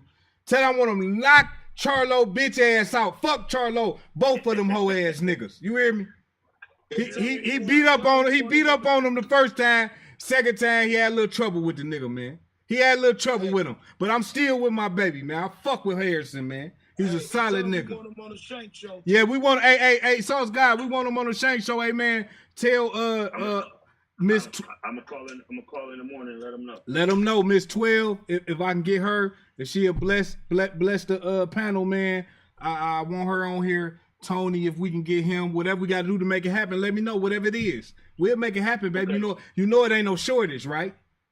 You know I know. All right, so and Alicia Baumgardner, man, if we can get her on here, I know she doing big things. I seen her on the ESPN commercial. She out of here. But I'm just saying, if we can get her on here and she'll humbly accept the request and we can get her on here, man, let's do it, man. Okay, I'll call her in the morning. I got you, bro. All right, I'm on you. Just keep sending me the link, bro. I'm on here whenever y'all want me, bro. It's all good. Right, Sauce, baby. Love you, man. What's up, bro? I appreciate I enjoyed everybody on there, bro. I hope I see y'all again, bro. This is a great one, bro. This is a great one, bro. And I got one thing to add. Go ahead, Tim. Scott Foster, the white dude with the gray hair, when he refs a Celtics game this postseason, he's 13-0. So, you know, in case we don't do another show before Monday night. Well, wait a minute. Hold on. I'm glad you brought that up, Tim. Because we got back into the sports. Yeah, I'm glad. We're going to transition because I'm glad you bring that up. Because the next thing we was going to transition to is the NBA Finals. And I know niggas is talking about the motherfucking NBA Finals right now because some of y'all niggas was talking real big and bad about Golden State. And I told y'all niggas that Boston was finna win the motherfucking series, and now it's 2-2. And Ken was saying, oh, Golden State look like the better team, but I don't know, nigga. So, K, what the fuck you think now? After yesterday, them niggas won, but they barely won. So what you think? It was 2-1. It was 2-1. Boston was up 2-1, nigga. They didn't barely win. Yeah, they barely won. No, they didn't. Yeah, they did. If it weren't for Steph, if it weren't for Steph hitting all them miraculous threes, nigga, they would have been in trouble. He ain't gonna do that every game. That's the thing. He can't do that every game. Hey, if he didn't have that 40, they lose. Steph was hitting miraculous threes, nigga. That he made, they lose. And y'all tripping, man. Steph is the best goddamn point guard in the goddamn history of basketball. He is. He is. I agree. Without him with 40, they lose. But that's they would have lost that game. But Q.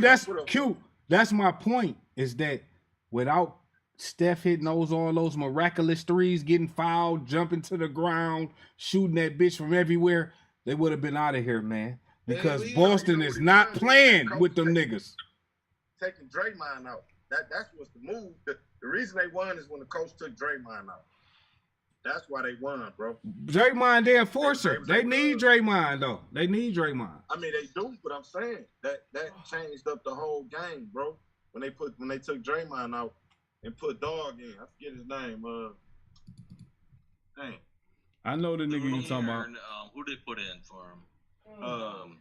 Dang. Or something like that. What's his name? The big nigga. I know you talking about. I can't think of his name though. But the guy dreads, brown skin. But nigga. that's when they took the lead and took over. Third quarter. So they got Boston card, bro. They got No, they ain't got their card. No, they ain't got their card. They just played a good game because we seen that it was 2-1 Boston, and them 2 games that Boston won, nigga, they was in there bully balling them niggas. Marcus Smart backing niggas down on the post, shooting that bitch. They shooting threes. Nigga, Tatum getting to the basket. It ain't gonna be easy for them niggas. It's going to 7 games, nigga. I got some stats for you from Game 3 because it's their first show since then. Go ahead, Tim. So Scott Foster game, you want to find out if he's reffing, go with Boston because they're 13-0 with him reffing. By the end of the third quarter, Draymond had 4 fouls on him. Yep. Curry had 4 fouls on him. All 5 Golden State starters had a total of 15. Tatum and Smart had 1 apiece. And then one of the other starters, within 1 minute of the fourth quarter of Game 3, got his 4. So they had 4 starters with 4 fouls, and Curry had to sit in the first quarter because he had some BS called, and 3 of his fouls were called by Scott Foster, who's 13-0, reffing in this playoffs Boston games. So, Tim, is what you're alluding to is that Tim Foster has some type of Scott Foster has either a vendetta or a bias towards Golden State? Is that what you're referring? I'm alleging that the guy's like that Tim Donaghy guy from a decade ago that went to prison for being on the take. How the hell does Boston? So how the hell they win 13-0 when he doesn't ref? They've lost 7. Right. That was he didn't. So then and now it's 8 from Game 4. So Monday night, if he's on the game, stay away from Golden State. Might be like, but Golden State's gonna smoke them Game 5 and 7. It's like, I mean, and they might because Klay Thompson finally came to life, like the last 2 games. But yeah, Scott Foster, it's all over Twitter or whatever. All you have to type is 13-0 Scott Foster, the NBA ref who somehow does not let Boston lose. I got another stat for y'all. Go ahead, Q. I'm not sure if he said this, but Boston is 7-0 coming off a loss. They are. They are. I seen that stat. They are. Yeah. So that really means Boston to win it if they keep that up. Yeah. I already picked Boston for the series. Now y'all niggas can debate that and say who y'all want, but I picked Boston for the series. So this the thing, man. Boston haven't proved to me yet that they can't fold under pressure. You know what I mean? Mm-hmm. And then they up against an experienced team, a championship team. So I would have to bet the house on Golden State. You know what I'm saying? Mm-hmm. Under them circumstances, I have to say Boston win because I mean not Boston, but Golden State because they got experience. They won a championship, and Boston they always fold under pressure. And Golden State has 5-7 at home, and they have those three been together for that long. The big three, you know, Draymond and Clay and Curry. It's like they're healthy. I don't know. The Flash Brothers, they might be up 3-2 going to Boston, but you just make sure you find out if Scott Foster's reffing one of those games because that is not a good stat. Another good stat for you is Chris Paul in Game 7s. He's got a goose egg. Yeah. He's never won when Scott Foster refs. Oh wow! In his whole career. So I don't know. It's kind of it's a weird stat. It might mean nothing. Maybe the guy's a good ref. I don't see it that way because he called those ticky-tack fouls, and that's where like I first heard about Chris Paul as a Chicago Bulls fan, but I'm in Phoenix here now, quite a number of years, and it's like, oh man, this guy, he's doing Game 7, and he did Game 7 Miami Celtics as well. So It's like, man, this guy, he either he calls it tight or whatever, but yeah, and then obviously you have Marcus Smart, Defensive Player of the Year, and Tatum, both great players, but it's like they had 2 fouls. The whole starting lineup by 1 minute into the fourth, 15 fouls. Those two, only 2. Well, let me say this, Timo. With that being said, I want to get another sports guru in here, see what he had to say. Hey, K, man. So what you think about Scott Foster, man, and Timo's perspective of the refs being biased towards certain players and affecting the outcome of the game? Scott Foster, one of them no nonsense type of refs. You know, that's Chris Paul's nemesis. You know, every time Chris Paul play a game, Scott Foster reffing, Chris Paul not gonna have a good time.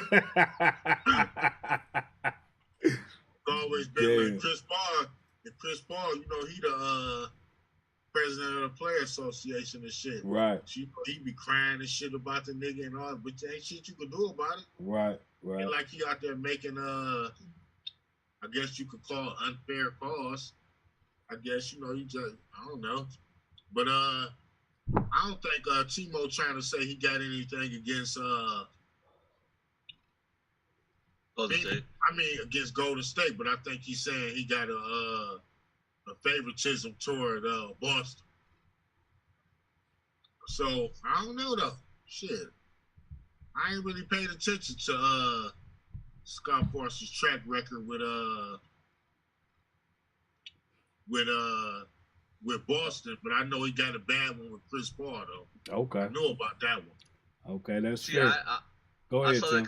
I saw that come across the word. They're like, from Barstool Sports, who also runs the sports book. They're like, oh, here comes another Scott Foster game. They're 12-0. Yeah. There it goes, 13-0. It's like, whoa, it's kind of interesting. No, Boston's a really good team. Yeah. They're like, I'm not gonna. Yeah, they're tight. Yeah. But it was interesting that Curry was on the bench with the 2 fouls, 3 of them, and then his third or fourth called by Foster, and it was like, what is going on here? When I was watching the Twitter machine, and I was like, damn it, I put money on the Warriors. Yeah, I want to go around to everybody real quick, and I just want to get an official count of the series. Who is taking who for the series? I want to start with Heavy Hefe. Who you taking for the series, Heavy? Boston. You taking Boston? Yeah, I'm gonna take Boston, man. Okay, smart man. Oh, man. Smart man. Tell that nigga to wake up, man. Hold wake on. Your ass up, boy. Hold on. Smart man. Q, since you on that, who you taking for the series, my baby? Golden State, baby. Golden State. All right, Golden State. We got 1 for Boston, 1 for Golden State. 2 tons. Who you taking?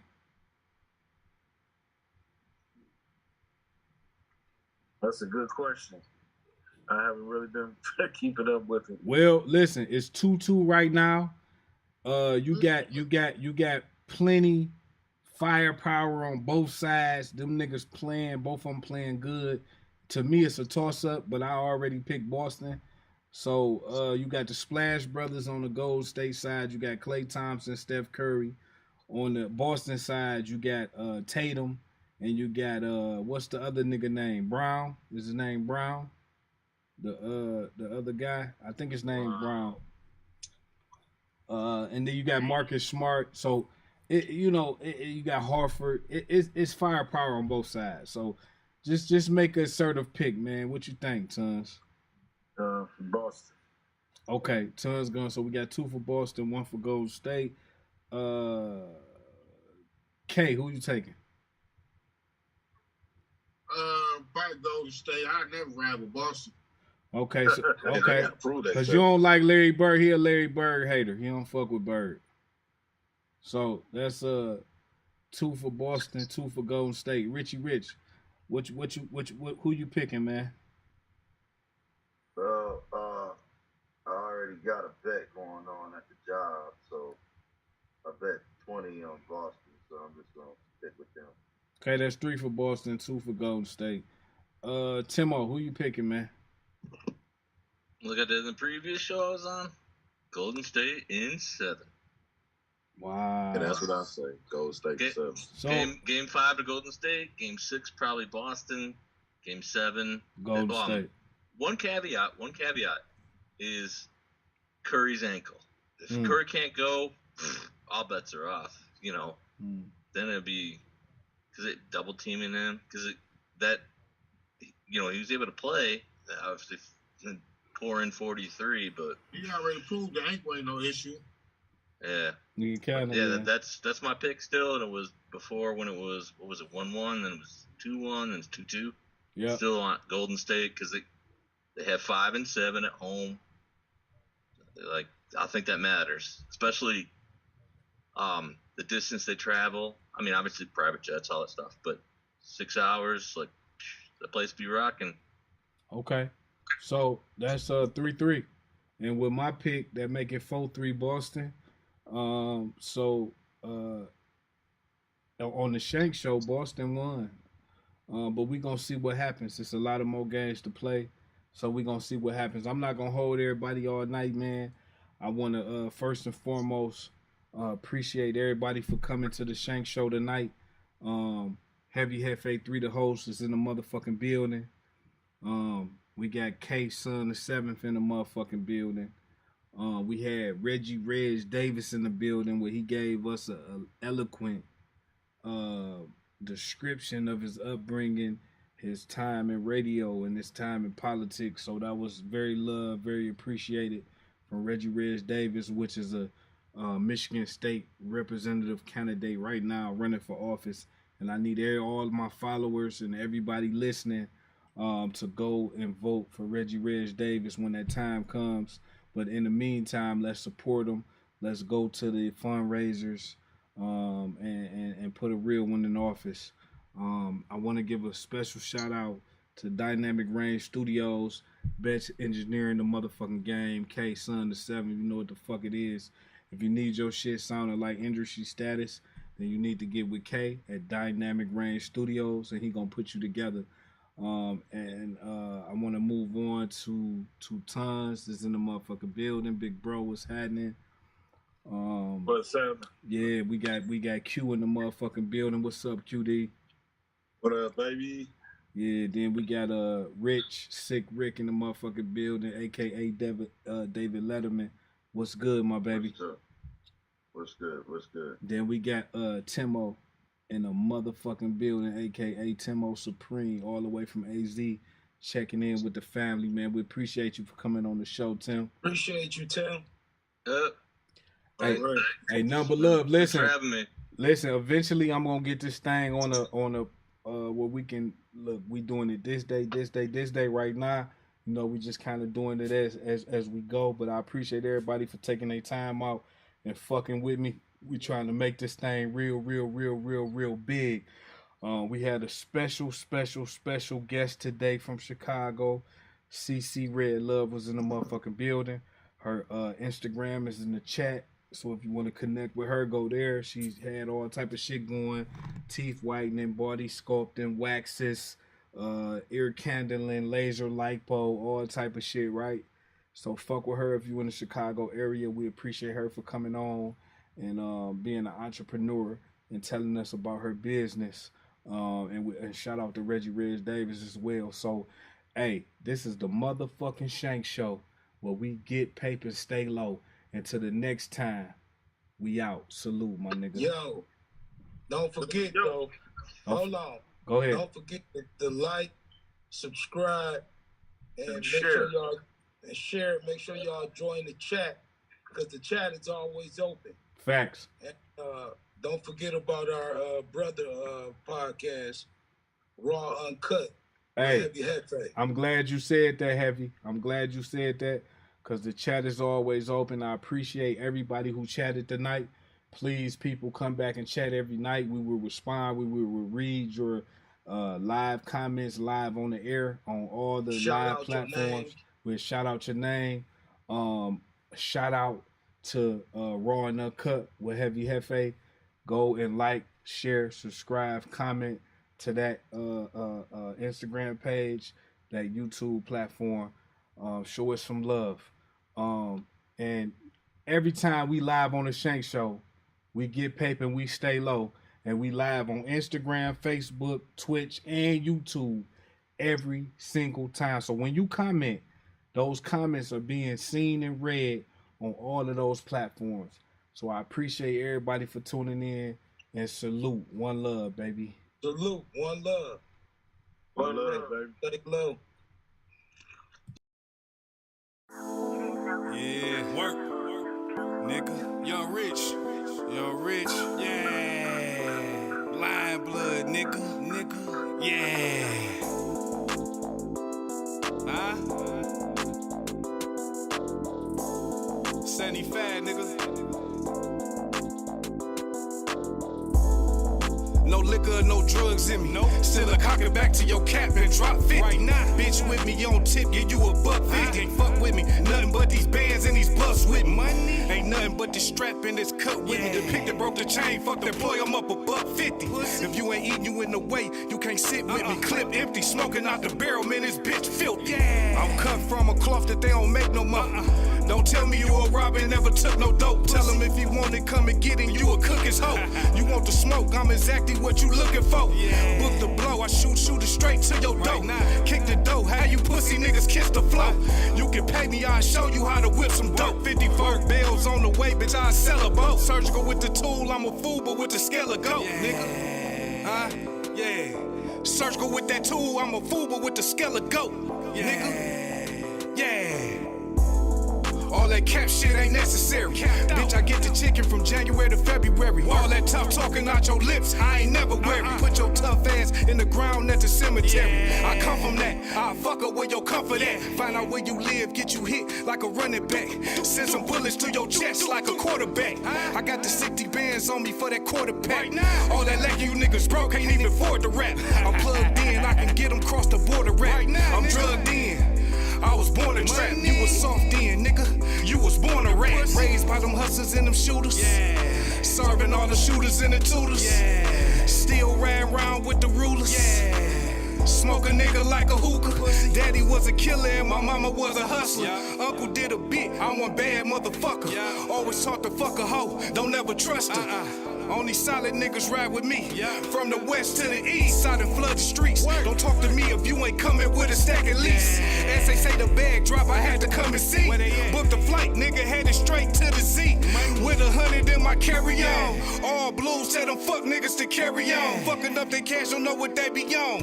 All my niggas winning, young rich little nigga we on. Young rich land blood.